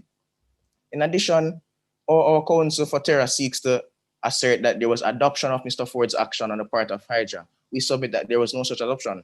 Terra, my apologies, the Kingdom of Hydra categorically denied any attribution or any association with those attacks, and we stand by those denials. Additionally, the date of the email... Before you move on to additionally, are you confirming that you are treating this as a cyber attack, that it meets the definition of a cyber attack, regardless of whether you're agreeing that it's attributable to your state, do you think it meets the definition? Are you conceding that it meets the definition of a cyber attack? I will not concede that it meets the definition of a cyber attack, Your Excellency. I concede that it was alleged to be a cyber attack by President Garland, but that is where it stands. Right, so the date of the email was June 12 and the attacks were May 20. And that is a 23-day window between the two. And that seems very disjunctive if the point is to be made that the email in question is referring to the attacks. It begs the question as to why that correspondence would have been delayed, as opposed to it being a case where they aren't connected and the attacks are really the brainchild of Anahita Amaya and the fruit of Adrian Ford's labor. In addition, the applicants may raise the argument that Anahita Amaya is a state organ owing to her possession of the flash drive with the Coral EXE virus. However, in debunking that assertion, if it pleases the court, I would like to refer to the 2017 Tallinn Manual 2.2 on the international law applicable to cyber operations. Rule 15 illuminates that the use of governmental cyber attacks... Counsel, why are we to pay attention to the Tallinn Manual? Your Excellency, the Tallinn Manual has garnered acclaim as being highly persuasive or having the possibility to be persuasive to a court of this regard, given that it is a compilation of the expert view on the international law applicable to cyber attacks that has been evidenced in customary law via the state practice and opinion juries of many states across the globe. Are you sure about that, Counsel? That the contents of the Tallinn Manual arise to customary international law? Can you point to opinion juries or state practice in that regard? We are asserting that it reflects customary international law and might be deemed customary international law in years to come. So what is the... I'm sorry, go ahead. Isn't there a much clearer route for trying to rely on the Tallinn Manual? There is, Your Excellency, as presently, it would be seen as the work of jurists and publicists, the highly qualified teachings of jurists and publicists, but we are asserting also that it might leap from a subsidiary source to a primary source based on opinion research and state practice. Counsel, I'm not sure that's speculation as to the future status of a particular rule, that it may arise to, or ascend to the status of customary international law is sufficient to adduce it as being as authoritative as you would submit that it is. Guided, Your Excellency. It might be persuasive then as a general teaching, or rather as a teaching of highly qualified publicists. It may be persuasive to this tribunal. Proceed, Counsel. Right. So Rule 15 tells us that the use of governmental cyber assets or cyber infrastructure cannot stand alone as proof of attribution to the state in question. This is so as there are ways and means in the cyber dimension for intruders to get into these government-controlled cyber platforms and use them for malevolent purposes. So despite any allegations that the Coral EXE virus was used to attack the Terran e-commerce sector, in light of the fact that the Hydrogen government is associated with the virus, that isn't enough to prove liability. Additionally, I'd like to refer to Article 5 and 8 of ARSOA, which state that there are entities which are not state organs per se, but exercise. Your time. Moderator? Your time is up, so finish your sentence and conclude, please. Might I request from the Honorable Judges, Your Excellencies, if I may be granted 2 minutes to complete my submissions?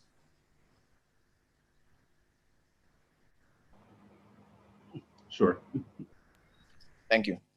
So Article 5 and 8 of ARSOA, they speak to entities empowered by the state or entities acting under the direction, control, or instructions of a state, and they go on to propound acting as auxiliaries, directing and control and actual operation, or exercising degree of control as examples of this. So Your Excellencies, based on the facts which are presented, only Agent and Anahita are implicated, but there isn't any proof that they are entities empowered to carry out state functions or that they're operating under the instructions, direction, or control of the state. Neither of them were contacted by the state and given any authority to carry out national security measures. They weren't commissioned to be auxiliaries for any project, and there isn't anything to show that Hydra is responsible for them through planning, direction, or support, as was the case in the Nicaragua case. In summation, Your Excellencies, in considering ARSOA relevant case law in the Tallinn Manual, we submit that the evidence put before this tribunal has unequivocally demonstrated that the actions of Adrian Ford cannot be attributed to the Kingdom of Hydra. Mr. Ford and Ms. Amaya have been shown to be acting on their own volition with no correlation whatsoever to the state of Hydra, neither as a state organ, an entity empowered by the state, or an entity acting under the direction, control, or instructions of the state. On a preponderance of the evidence, the reasonable determination in our view is that there are no grounds for attribution within the present scenario.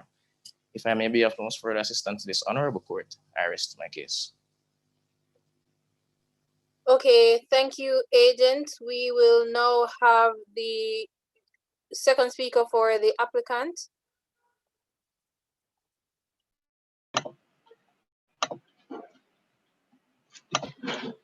Are you ready, speaker? Can you guys hear me?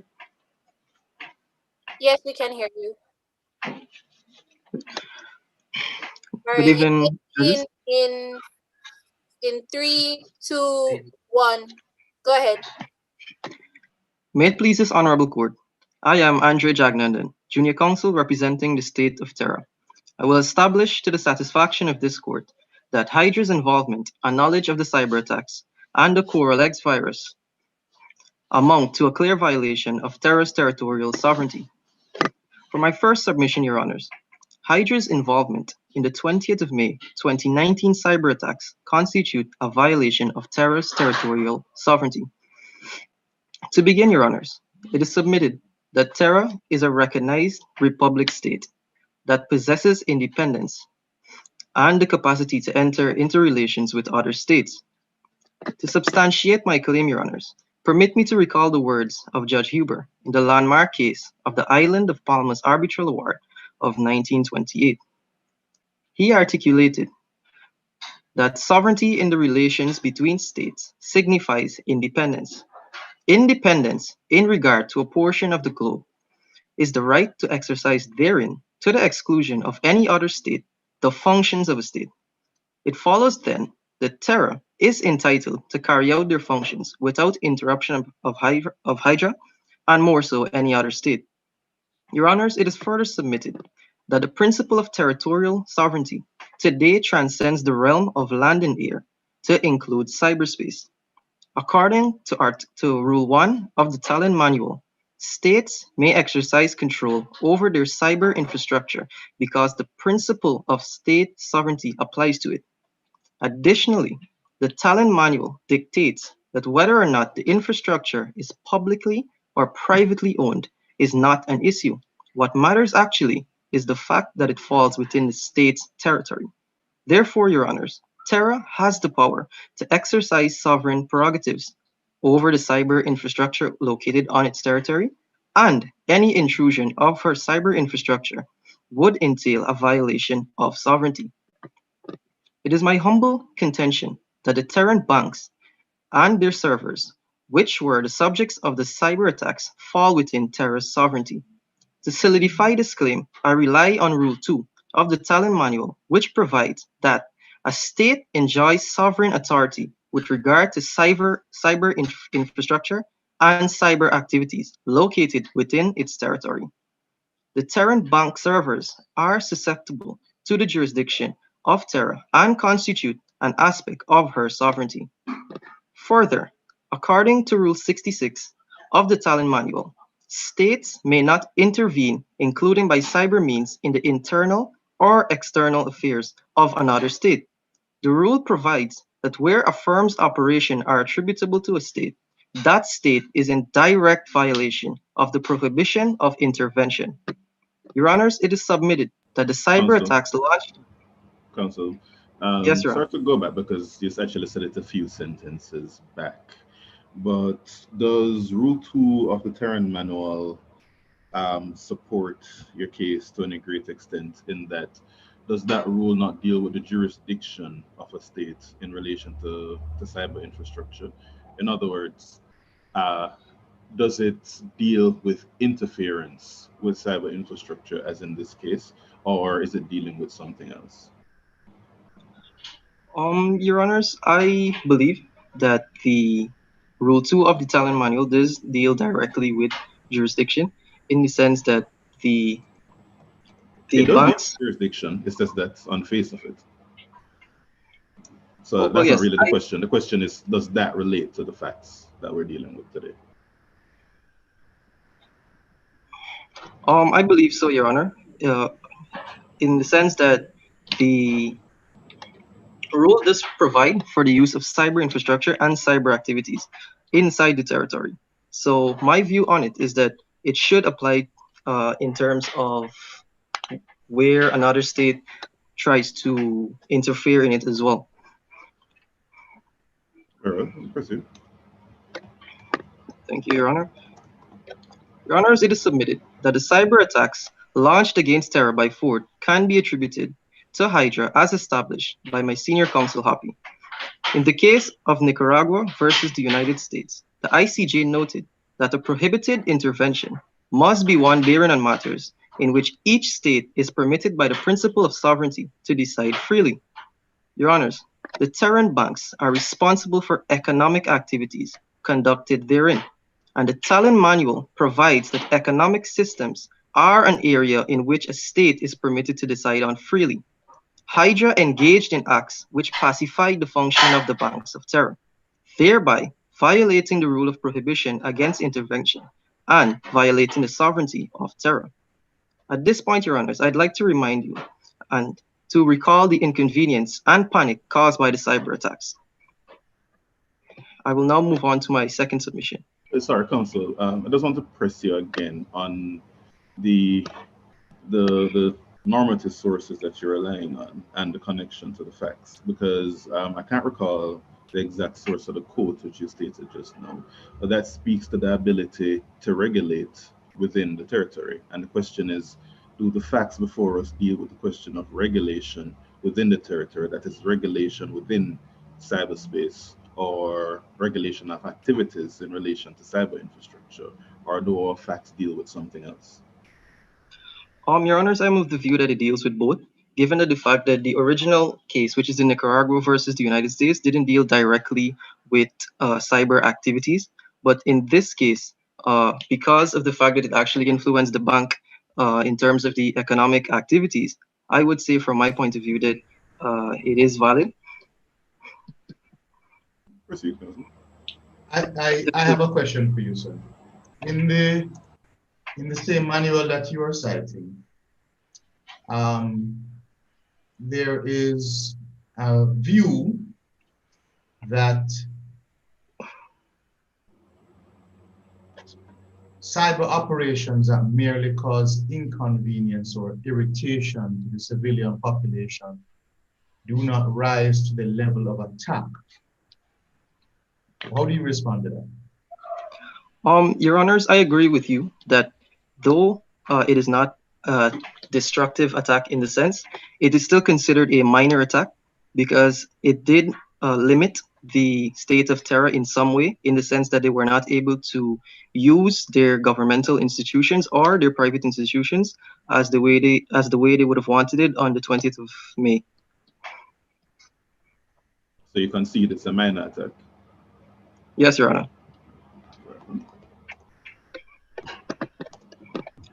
May I continue? Sure. Good. For my second submission, I'll argue that Hydra's failure to act in accordance with the due diligence principle resulted in a violation of Terra's sovereignty. Your Honors, permit me to examine the liability incurred by Hydra as a result of their governmental control of the CoralX virus. Rule 6 of the Talon Manual articulates that a state must exercise due diligence in not allowing cyber infrastructure under its governmental control to be used for cyber operations that affect the rights of and produce serious adverse consequences of other states. The facts of the instant case indicate that Terra not only controlled the virus, but they also played a role in its creation.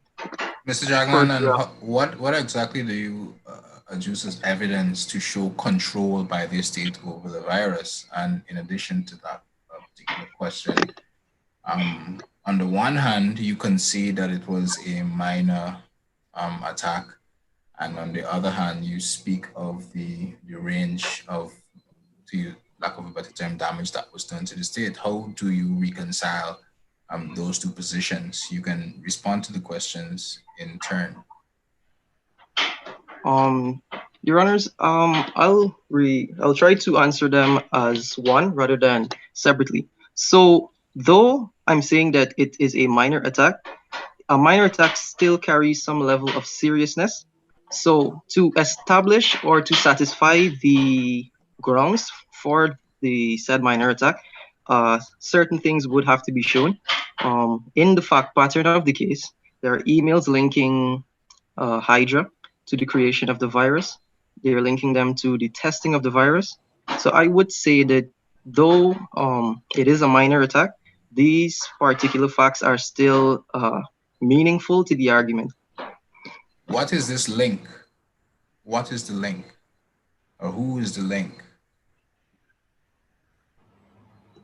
You spoke of control. You said that the state, you spoke of control over the virus and its operations. What exactly are you using as the basis of this submission? Your Honor, I'm using the emails that were leaked by Finn Caspian, tying Hydra to the use and creation of the virus. Did it show government control? Well, it was leaked by the National Security Agency, the NSA. So it is a governmental agency. So I do think that it does show control. Proceed, counsel. Go ahead. Thank you, Judge. Further, Your Honors, Rule 6, paragraph 39 of the Talon Manual provides that the state breaches its due diligence obligation if it is unaware of the cyber operations in question, but objective. How much time do you think you need? How much time do you think you need to wrap up? May I request 2 minutes? Sure. Thank you. Okay, let me start over.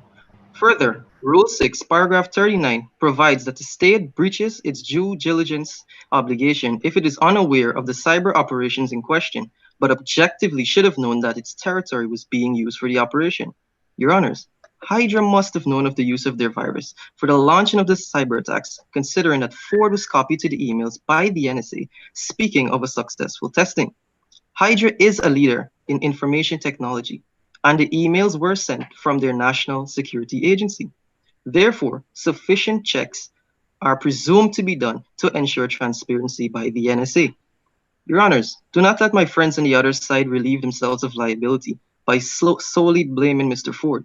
It is submitted that knowledge of the virus required Hydra to exercise due diligence in order to prevent an outbreak, which clearly occurred in this case. Applying Rule 6 to the facts, it is a plausible deduction that Hydra acted in contravention with the due diligence principle. Your Honors, to further substantiate my contention, I recall the analysis of the ICJ in the curfew channel case. The ICJ stated that it is every state's obligation not to allow knowingly its territory to be used for the acts contrary to the right of other states. Hydra is liable for all the consequences which follow from the use of the Coralex virus in terrorist territory. Therefore, applying Rule 66 in conjunction with Rule 2, it follows that Hydra's failure to act in accordance with the due diligence principle constitutes a prohibited intervention into the affairs of terror, which ultimately violates terrorist sovereignty. Finally, Your Honor, I will examine the prohibition against the use of force due to the nature of the cyber attacks. Your Honor, Article 2.4 of the United Nations Charter provides... Counsel, I think you may really be pushing that 2 minutes. So I think if my judges agree, I think we'll ask you to end there. Yes, Your Honor, I'll end at that note. Thank you. All right, thank you. We'll now have the second speaker for the respondent, after which we will have the rebuttals from both teams. So, second speaker for the respondent, Miss Tamoy Campbell. Ready, Tamoy?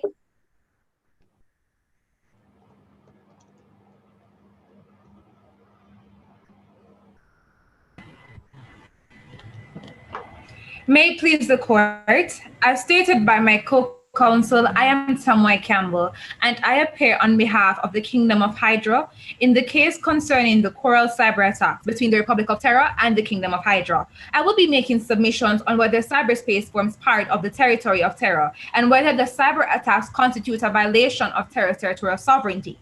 Now, while we maintain that Adrian Fort's actions are not attributable to Hydra, even if they were, cyberspace is not territory that a state has an exclusive right to in international law, and territorial sovereignty. Counsel, I think I'll express the same thing that my brother Devonish expressed to your co-counsel. Please slow down a bit. Oh, my apologies, Your Excellency. Thanks. In international law, and territorial sovereignty was not breached. But Your Excellencies, let's first consider what really is territory. So territory, Your Excellencies, is considered amounts to, and whether it includes, so, my apologies. Before addressing whether territorial sovereignty was breached, I invite you, Your Excellencies, to consider what amounts to territory and whether that includes cyberspace. But in order to do this, we must be guided by the sources of international law. Article 38.1 of the Statute of the International Court of Justice identifies the primary sources of law as treaties, customary international law, and general legal principles, while the subsidiary sources are judicial teachings and judicial decisions rather, and the teachings of the most highly qualified publicists. There is no treaty between the states that categorizes cyberspace as territory, and neither is there a general principle that would identify cyberspace as such. As it relates to customary international law, there's not enough state practice and opinion juris that states that cyberspace is in fact territory. However, there are several sources of law that will describe territory, including land, sea, and airspace. Renowned jurist Oppenheim asserted in his book, International Law, that territory is a fundamental element of statehood. And similarly, we see this outlined in the nationality decrees in Tunis and Morocco, M.A. de la Pradelle, that territory equates to the notion that a state occupies a definitive portion of the earth within which it exercises, subject to the limitations of international law, its exclusive authority to the exclusion of other states. Additionally, you turn to Article 2 of the 1919 Convention on International Civil Aviation. Territory is also described as land areas and territorial waters. Adjacent thereto, yes, Your Excellency. Permit me to do this, to disturb you a little bit concerning your definitions. It's clear that you're well aware of the traditional definitions of territory, and I'm also aware of the dates that you give to the various treaties. Well, not that you give, that are attributable to the treaties that you mentioned in the early 1900s, etc. We're in 2020. The cyberspace is a relatively new concept. I'll get straight to my question. If a state uses cyberspace to launch attack on another jurisdiction, which cyber conduct leads to fires, the destruction of information, the destruction of buildings, and perhaps even death in some cases? Is it your submission that the absence of an international treaty or a particular rule prevents a court from interpreting international treaties or custom to extend or expand to consider cyberspace as part of the territory of a particular state? Does the absence of those rules absolve a state completely where it is clearly shown that that state has launched a cyber attack against another, which has real consequences? Your Excellency, I am guided to ask if you might find it okay to just rephrase us a little bit, just to offer me a little more clarity to answer you properly, please. The definitions that you're giving to territory, and I hope that the judges will give you your time back. I'm asking that the judges give you your time back to finish your submissions, but the definitions that are given to territory traditionally speak to land, air, etc. Generally speaking, it does not speak to cyberspace. And based on the definitions that you were giving, I take it that is the direction in which you're going.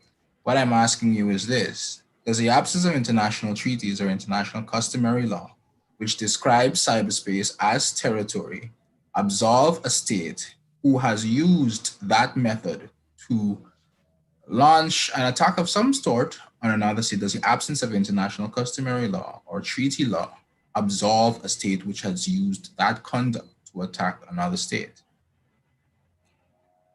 Yes, Your Excellency, I am conceding to that effect because the court must look to the sources of international law, which, as So you're April saying mentioned, it. You're saying it does absolve a state which uses that conduct. because it has not breached any international rule, no treaty, no customary international law, whereas of other publicists or juries have yet to assert a position. The ICJ itself has yet to even rule a decision on the standing of cyberspace being categorized as territory. And while we can understand that there may be advances that may lead the court to reach that point at some place, right now it has not done so. And so we must be guided to follow the current status of the law, which will leave the territory in the confines of land, sea, airspace, and that is where it must stand, Your Excellency. Thank you, Council Campbell. Likewise, Article 1 of the Chicago Convention on International Civil Aviation of 1944 underscored that airspace above a state is appurtenant to the territory, thus enabling the state to assert sovereignty over it. Now, while the parties to this case are not parties to those treaties, those definitions of territory are consistent with customary international law. It includes the sea and parts of airspace as being part of the territory of the states. Now, when you also look at the 1967 treaty governing moon and celestial bodies, it was exploration of outer space must be done in the interest of all countries. And as such, these areas were not subject to national appropriation by claim of sovereignty. We submit, Your Excellencies, that cyberspace is likened to outer space than it is a landmass or an area of sea or an area of airspace. Cyberspace seems to be everywhere and nowhere at the same time. It is a virtual platform which, like outer space, can be used by all states and should therefore be used in a manner that respects the different interests of all states. Now, even in an event of conduct in cyberspace that is merely unfriendly or even morally questionable, as in this case, it is not sufficient to be an international wrongful act unless international law is breached. As stated by my co-counsel, Article 2 of RCWA states that there is an internationally wrongful act of a state when conduct consisting of an action or omission is attributable to the state and constitutes a breach of international obligation to that state.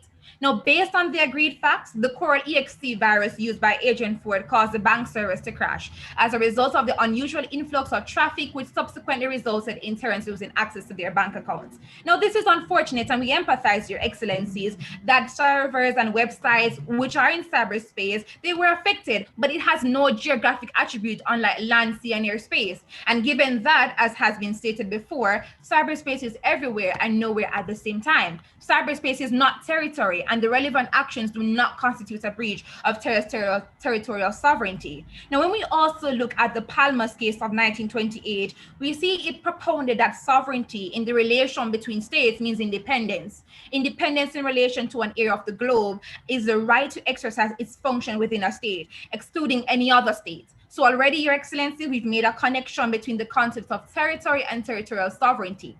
Looking at Council, yes, Your the Excellency. banks and the system used by the banks, are these entities not within the jurisdictions of these states?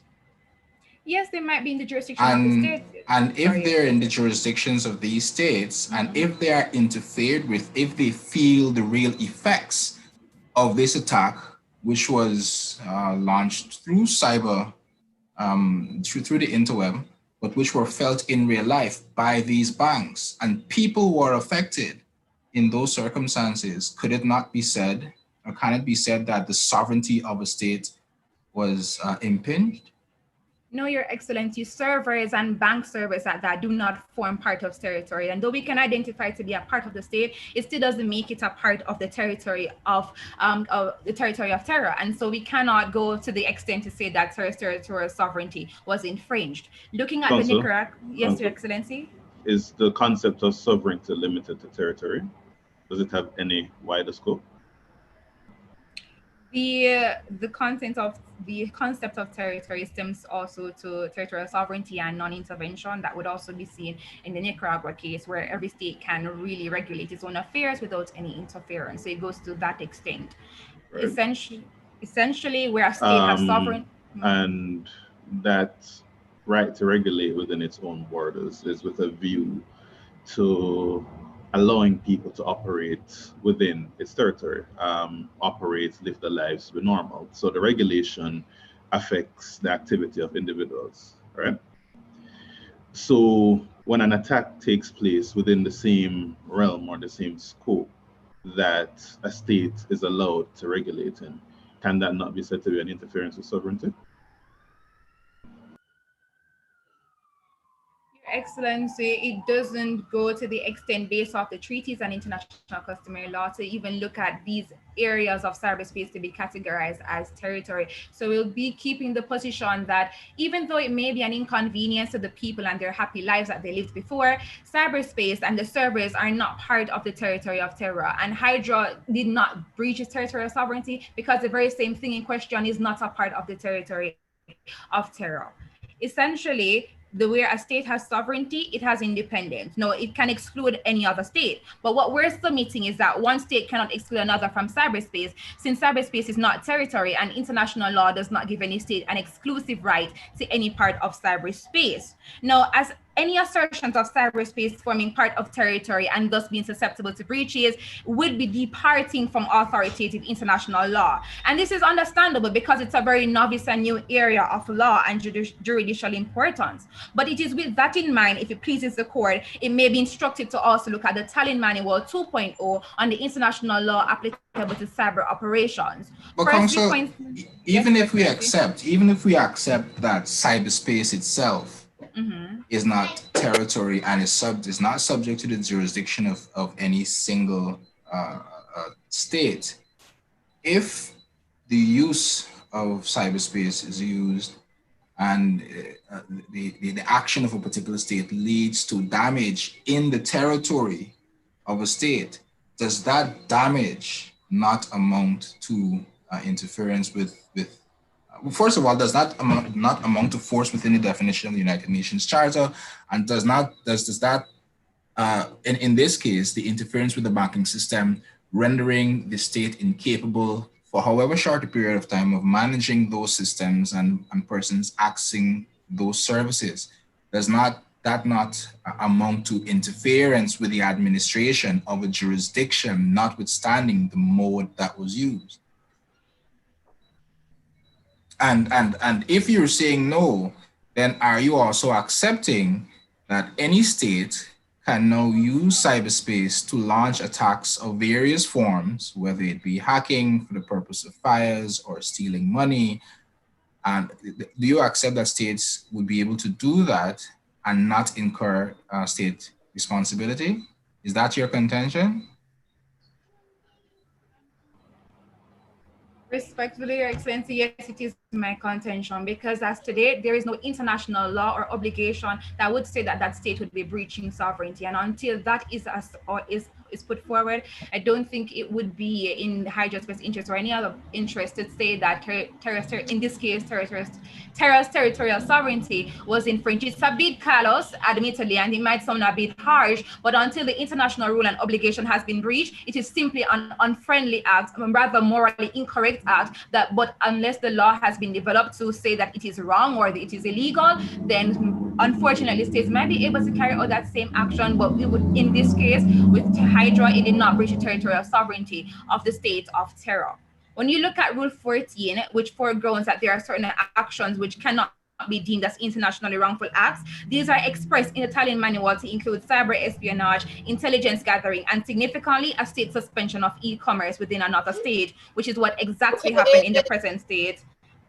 Is somebody talking? I did not hear. Yes, time is up, Agent, so please just finish this aspect so we can move to the rebuttal. Your Excellency, may I have 2 minutes, please, to finish up my point? You've already received 2 extra I did. minutes. Oh. So let's make 30 seconds, please. No problem, moderator. So when you look at these events, espionage, e-commerce suspension, which is exactly what happened in the case of Terra, this did not form a part of an internationally wrongful act or breach sovereignty. The basis of the particular point being the commentary on Article 4 on RCWA. Now, following that, Your Excellencies, we are concluding that the conduct is not in contravention of international law and consistent with all the submissions made on behalf of Hydra. We respectfully request that this honorable court adjudge and declare that May 20, 2019 cyber attacks by Agent Ford are not attributable to Hydra. And even if Hydra were responsible for the May 20, 2019 cyber attacks, cyberspace does not form part of the territory of Terra, and therefore the cyber attacks could not constitute a violation of Terra's territorial sovereignty. If I may be of no further assistance to the court, these are my submissions. I have one quick question for you, Council, and I asked you to spend about 30 seconds answering it. My brother asked you about, he gave a hypothetical about an extreme attack taking place and if it would amount to an international wrongful act. And you said, in the absence of any norm in that regard, it's not an international wrongful act. You then placed reliance on the Tehran Manual, but doesn't the Tehran Manual place that hypothetical as an internationally wrongful act? So why are we to look at one part of the Tehran Manual, which you seek to invoke to support one of your points, but then ignore it in another sense?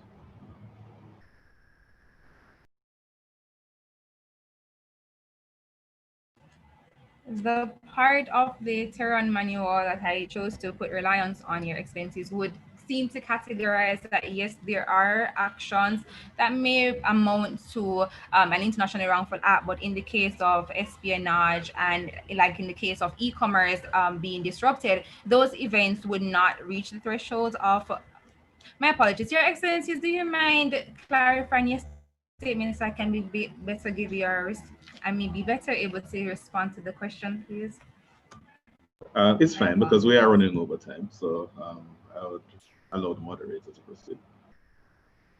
Okay, thank you. So we'll have the rebuttal from the applicant team now. So please, the speaker doing the rebuttal for the applicant team. Who will that be? Omar Hoppy, Senior Counsel, doing the rebuttals for the applicants. Okay, Mr. Happy, please begin. 3, 2, 1, go ahead.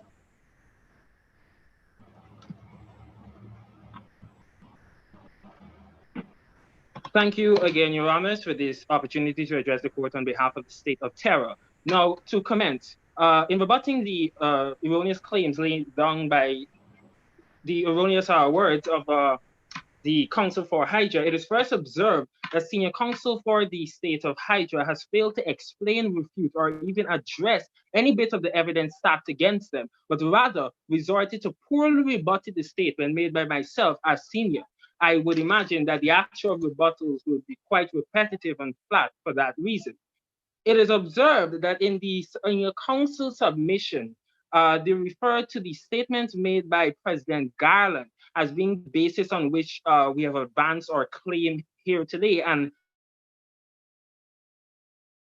statements on which these arguments are being might have been the basis of the are based on the agreed upon facts, not the statements of President Garland. We are here to are concerned with matters of the law and not political spats between world leaders. Secondly, the state is not implicated in this issue, in the issue of this attack whatsoever. However, might remind the senior counsel that it has been established by the especially within the agreed upon facts, that the NSA is implicated by virtue of their development of the very program used on the attack on the Tehran banks, and further by their communication with the hacker discussing the use of said virus. And continuing, Your Honors, I'd also mention the fact that the senior counsel say there has been absolutely no link established between the NSA and Adrian Ford. However, once again, based on the agreed upon facts for today's proceedings, there is clearly a link between the NSA and Adrian Ford by virtue of the emails which leaked. Once again, the senior counsel seem to have made a wild argument in stating that the lapse of time between the attack made on April the 20th, 2019, and the Hydrogen NSA, I suppose you could say, suspicious. Might I remind the senior counsel that the matter for debate here today, but rather the fact that they were in. It's not the important aspect here today, but rather the fact that they were in communication. Additionally, the time elapsed is inconsequential, as what is known and what has been established is that they were in communication.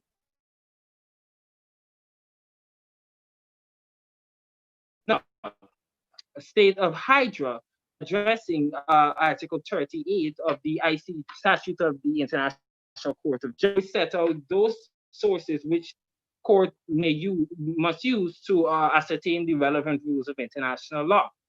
The council, however, failed to acknowledge the authority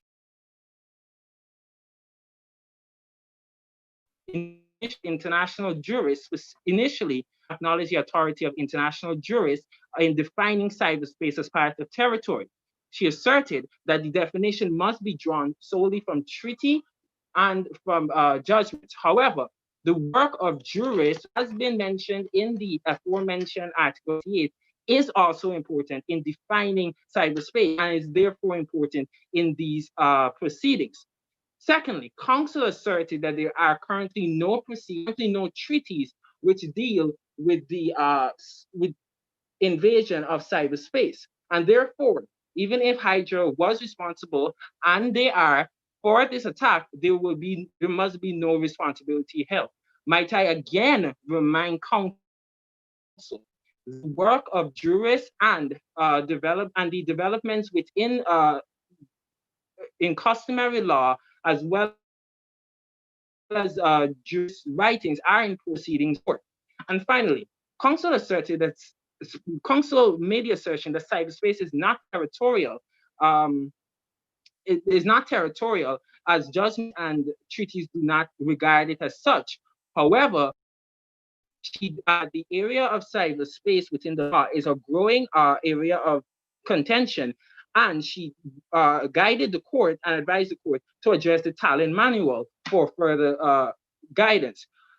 There seems to be some sort of contradiction here, as the Tallinn manual expressly regards the cyberspace as a part of the territory of a state. Therefore, I would like to remind counsel for both senior and junior counsel for Hydra that the Tallinn manual is of importance, as they have both in effect pointed out with their reference to Article 38 of the International Court of Justice statute. These statements laid forth the statements and arguments by the state of Hydra baseless and not really true law, but rather rambling and scratching for arguments. We implore the court once again to look at the facts, look at the agreed upon presented here today, and reach a legal and conscientious finding that is responsible for the attack on Terran banks and if the space choose a part of territory. Unless otherwise guided, I rest the case. Okay, thank you very much, team applicant. We will now have the rebuttal from the respondent. That will be done by you, Mr. Nelson. Yes, moderator. All right, please begin in 3, 2, 1. Go ahead. May it please the court. Your Excellencies, Counsel for Terra has asserted that we have not highlighted any evidence in support of our claims, but based on the standard of proof, which we explicitly laid out from the Amadou Sadio Diallo case, the onus falls on the applicants to prove any assertion that it makes based on the facts and grounded in law. Additionally, when you look at the Solar Tiles versus Iran case and the Bosnian genocide case, these cases go on to further tell us that if evidence is readily accessible to a party, the threshold for proof is increased or augmented for them. And on the other hand, where evidence is being withheld or isn't readily available, the bar is lowered. In this case, we submit that evidence is readily available. They have a smorgasbord of evidence at their disposal based on their correlation with the investigation report with the International Cybercrime Prevention Organization and the fact that they have Mr. Adrian Ford, the perpetrator, at their disposal. So the onus doesn't fall on us to assert or prove any claims. It falls on Counsels for Terra. Additionally, Counsel for Terra has submitted... Counsel, does that absolve you completely of any obligation to put forward any sort of evidence or any sort of obligation? In other words, it is not like in the domestic sphere criminal matter where it's completely fine to stay 100% silent. Do you have not necessarily an obligation or a duty, but there are pragmatic benefits for you Guided, Your Excellency. providing certain explanations? Guided, Your Excellency. it would bolster our case when the need arises for us to disprove or prove any fact that we allege. But based on the statement of agreed facts, we find that it is very clear that based on these facts, it is explicitly so that there isn't any linkage between the NSA and Mr. Adrian Ford, and there isn't any linkage between Anahita Amaya and the NSA. Therefore, there can be no attribution to the Kingdom of Hydra. Counsel for Terra submitted that the mere possession or creation of the virus was in and of itself an international wrongful act. We submit that this is erroneous. Be minded, counsel, that this virus was created as a national security measure, and it is when it wound up into the malevolent hands of Mr. Adrian Ford that it was used to impact a very unfriendly or unfortunate result upon the state of terror. Additionally, the emails themselves, which counsel adduces to be proof of a linkage between Adrian Ford, as we said before, cannot implicate the state of Hydra to be connected to Adrian Ford. This is as the emails have no specificities within it. All it says was successful, and that is enough to go on. That isn't enough to go on based on the standard of proof. There must be clear and convincing evidence. This doesn't mean guesswork, inferences, and assumption. We need clear evidence grounded in fact and law. Additionally, Your Excellency, we resubmit that cyberspace doesn't form any territory based on the international law that we know. So though an act may be unfriendly, objectionable, it might seem immoral to the common man, that isn't enough for it to be a breach of international law obligations. The Tallinn Manual, which has been noted as the work of jurists and publicists, was cited by my co-counsel, and it explicitly says that no state can exercise sovereignty over cyberspace per se. Now, a breach of cyberspace might be a breach of territory where infrastructural damage occurs or where there is a grave matter to be considered, such as a bombing or a murder or so on. But we submit that this minor interruption of e-commerce doesn't amount to the breach of territory, and as such, there is no breach of territorial sovereignty.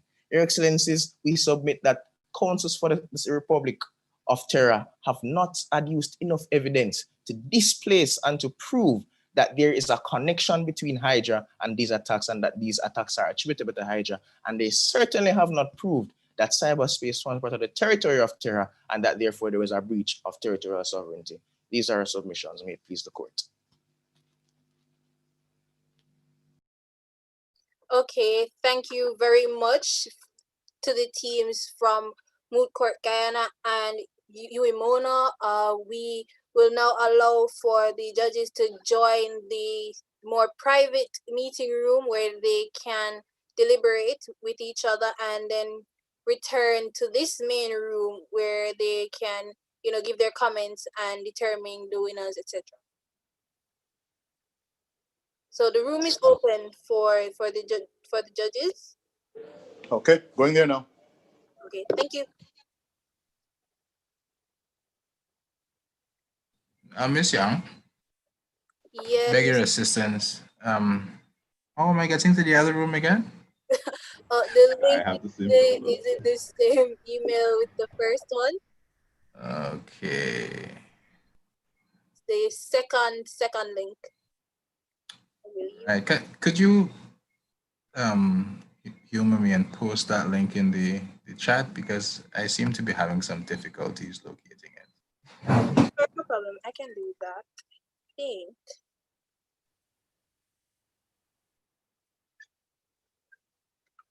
One moment.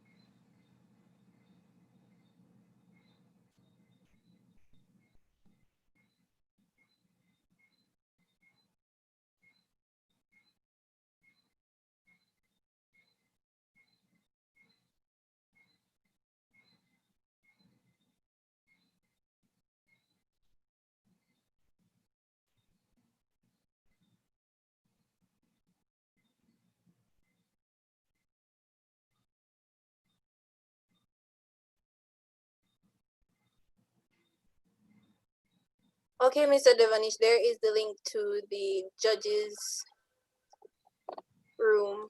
Thank you. Sure, no problem.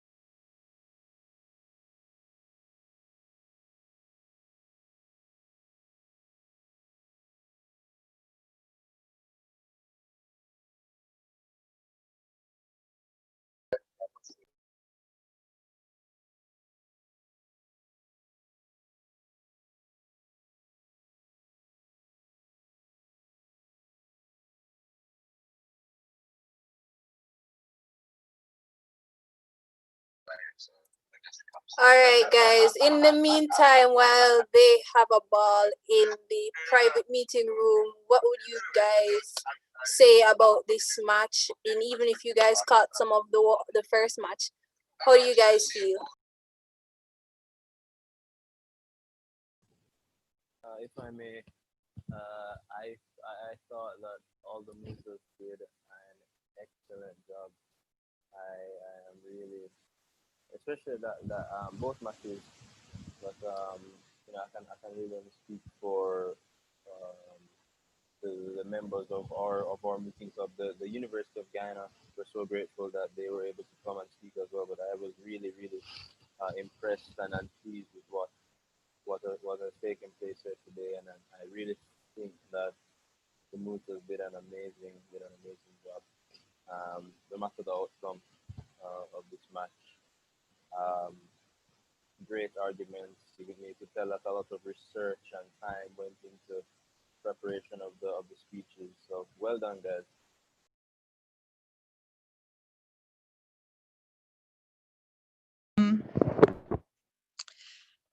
I, for one, am very impressed with everybody. I think the second match went very well. You guys did an excellent job. Oh, I'm Haniel, by the way, so I'm the person who wrote the problem, as you probably would have seen. Very good job, guys. It's a bit strange to see people thinking about this so deeply because it was really meant to be a tryout question, and then I was able to repurpose it. Thanks to Shannon. And I said this before, but I have to say it again. Shannon, I'm extremely proud of you, extremely proud of your initiative, extremely proud of your grit and your drive. She's the one who really made all of this possible. And very proud of everything that MLS is doing for the mooting, the mooting circuit, because as you can see, Corona has flopped a lot of shows this year. I'm hoping that Monala can still do some competitions though, but I don't know how that works. But I think you guys are on a very good track. Yeah, man, we're still aiming to have these competitions like this. But also our major competition is in March. We actually plan to have our trials in December. To pick, the persons who will be on team for that competition. It's being designed to be with UTEC, UTEC Law and their mooters over there. So that's kind of where we're at. But that's still in the planning stages, and we hope to be on track to do the trials in December.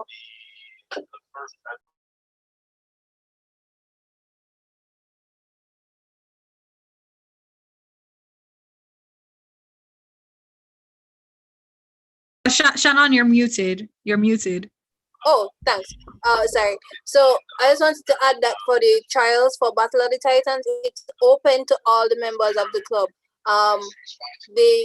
Or previous little activity that we had a couple of weeks ago, the Anansi Moots persons volunteered to do that. Whereas this one, I handpicked the teams essentially. But for the trials, it will definitely be open to volunteers again. And we're also hoping to do a next small internal competition in our next meeting, just amongst Mona Law Mooters again. So yeah, we'll definitely have more of those activities that will help to prepare the Mooters for the trials in December.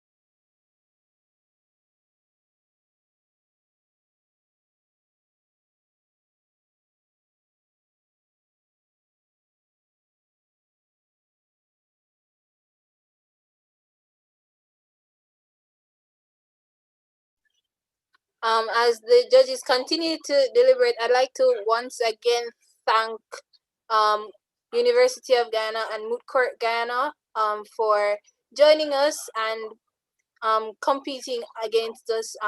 More than likely, the Mooters there are more experienced than the Mooters that we have here, Mona, due to our Mooting Club being very new and most of the Mooters not having that much experience just yet. We'd also like to acknowledge the persons who may still be watching with us from UWI St. Augustine. We are also very happy to have you here. We enjoy having our regional persons with us, and I'd like to just acknowledge you once again and thank you very much for being here with us.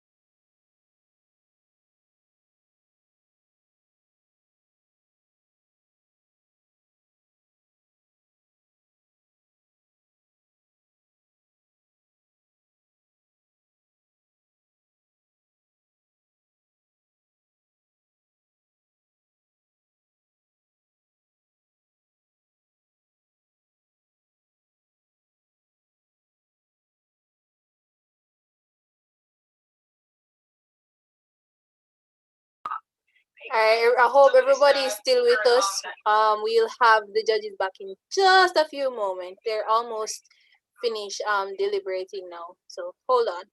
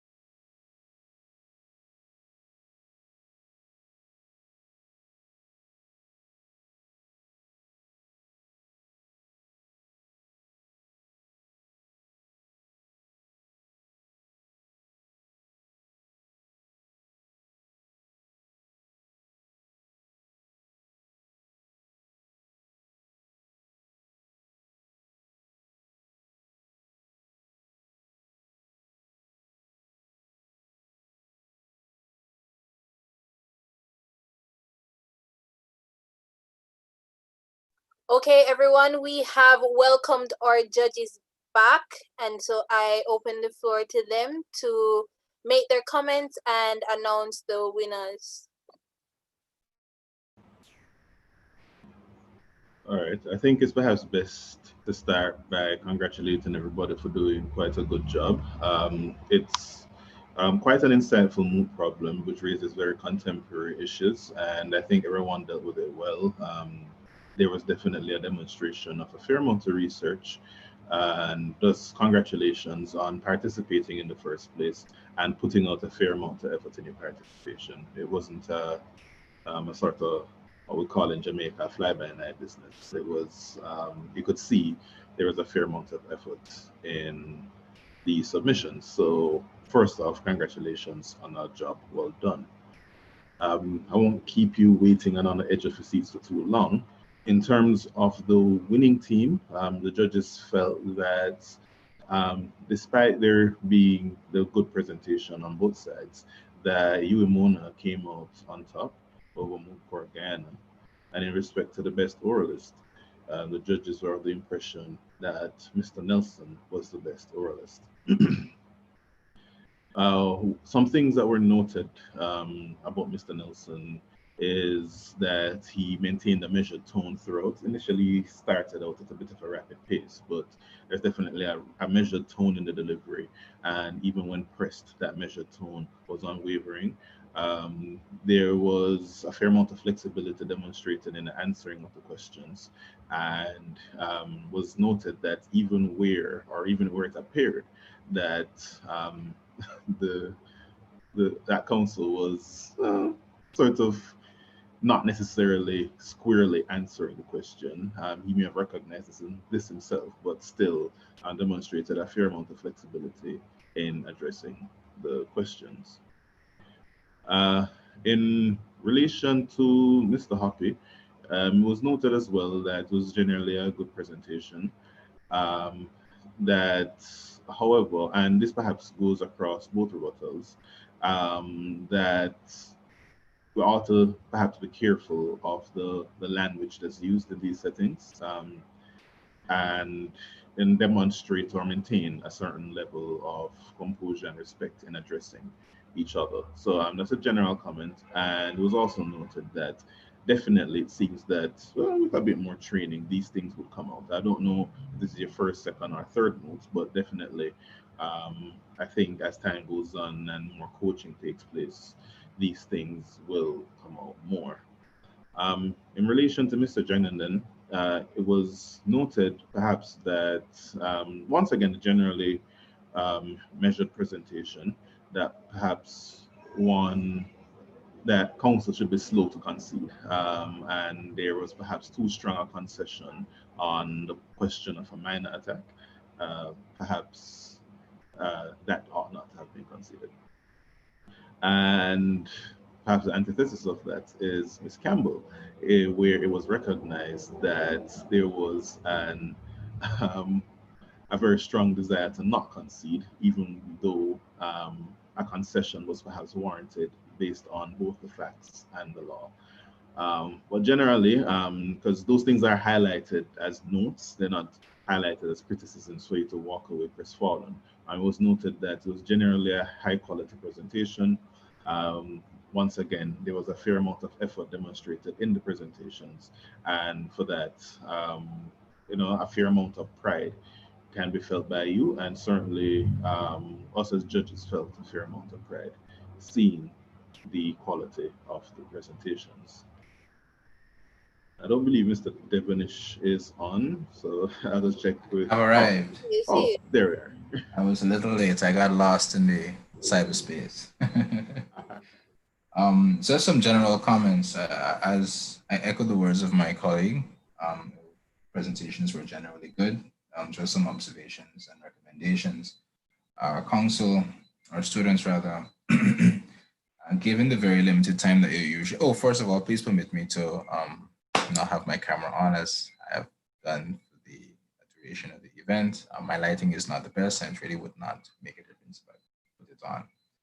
So continuing, now when you have very limited time, it's not necessarily in your best interest to repeat in any significant extent the facts of the submission. You can assume that the judges are appraised of it, but if you want to state some parts of the facts that you think may be relevant, either generally or for the purpose of your submissions, you can ask the judges if they would like a brief summation of the relevant facts, and you can proceed to do that, but very briefly, because otherwise it eats into your time, and you really want time to use your time effectively, because this is one of the things that you're judged on. And if you don't manage your time well, it's possible that you don't get into the meat of your submissions. Now, excuse me, it's also very important to to assert your most important points as early as possible and as succinct as possible. You can go on for 2 minutes saying exactly the same thing, but if you can say what you said in 2 minutes, in 1 minute, or perhaps even 30 seconds, it's even better for you, because you're able to use the rest of your time emphasizing as opposed to going on in circles. Now, one of the things that I want to commend to all students listening is this. Whenever you're before any tribunal, counsel on the other side is part of the fraternity. He is your brother or she is your sister. You are not against each other. You are against the submissions that they're making.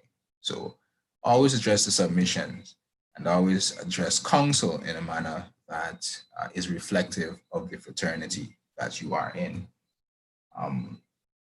Always be, to echo a particular point that was made by my brother, if ever you're posed, a question is posed to you that seems particularly difficult, nothing is wrong with taking a couple of seconds to think about it and responding. That is at least better than responding almost immediately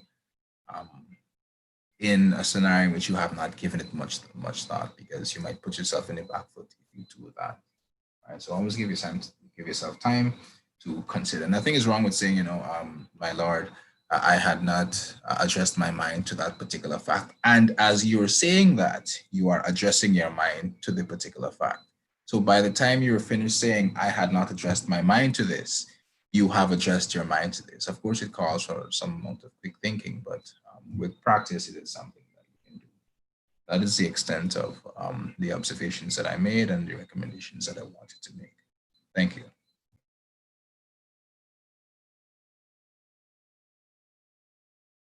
Okay, does Mr. Goff have any other comments? No, that's all. They've covered everything I wanted to say. Thank you very much. Okay. Okay, thank you. Oh, okay, Rhea, I see your message. Yeah, we are really grateful to have had some of our regional counterparts here with us, most definitely. An enriching experience for all of us. We definitely felt that once we had this idea that it would be beneficial for all of the teams concerned. Even though St. Augustine didn't get the chance to compete with us this round, we'll definitely seek to do maybe a couple more of these before the year is out. We thank you, our judges, once again for being with us, especially, you know, being that you are all attorneys and very busy people. We thank you very, very much, especially Mr. Devanish joining us from Guyana. We thank you very, very much. We thank you for all the students who participated and our judges from the previous match as well. At least one of which I know is still here, Miss Haniel Hines. Thank you very, very much. And also thank you to Haniel for the question for this little exercise.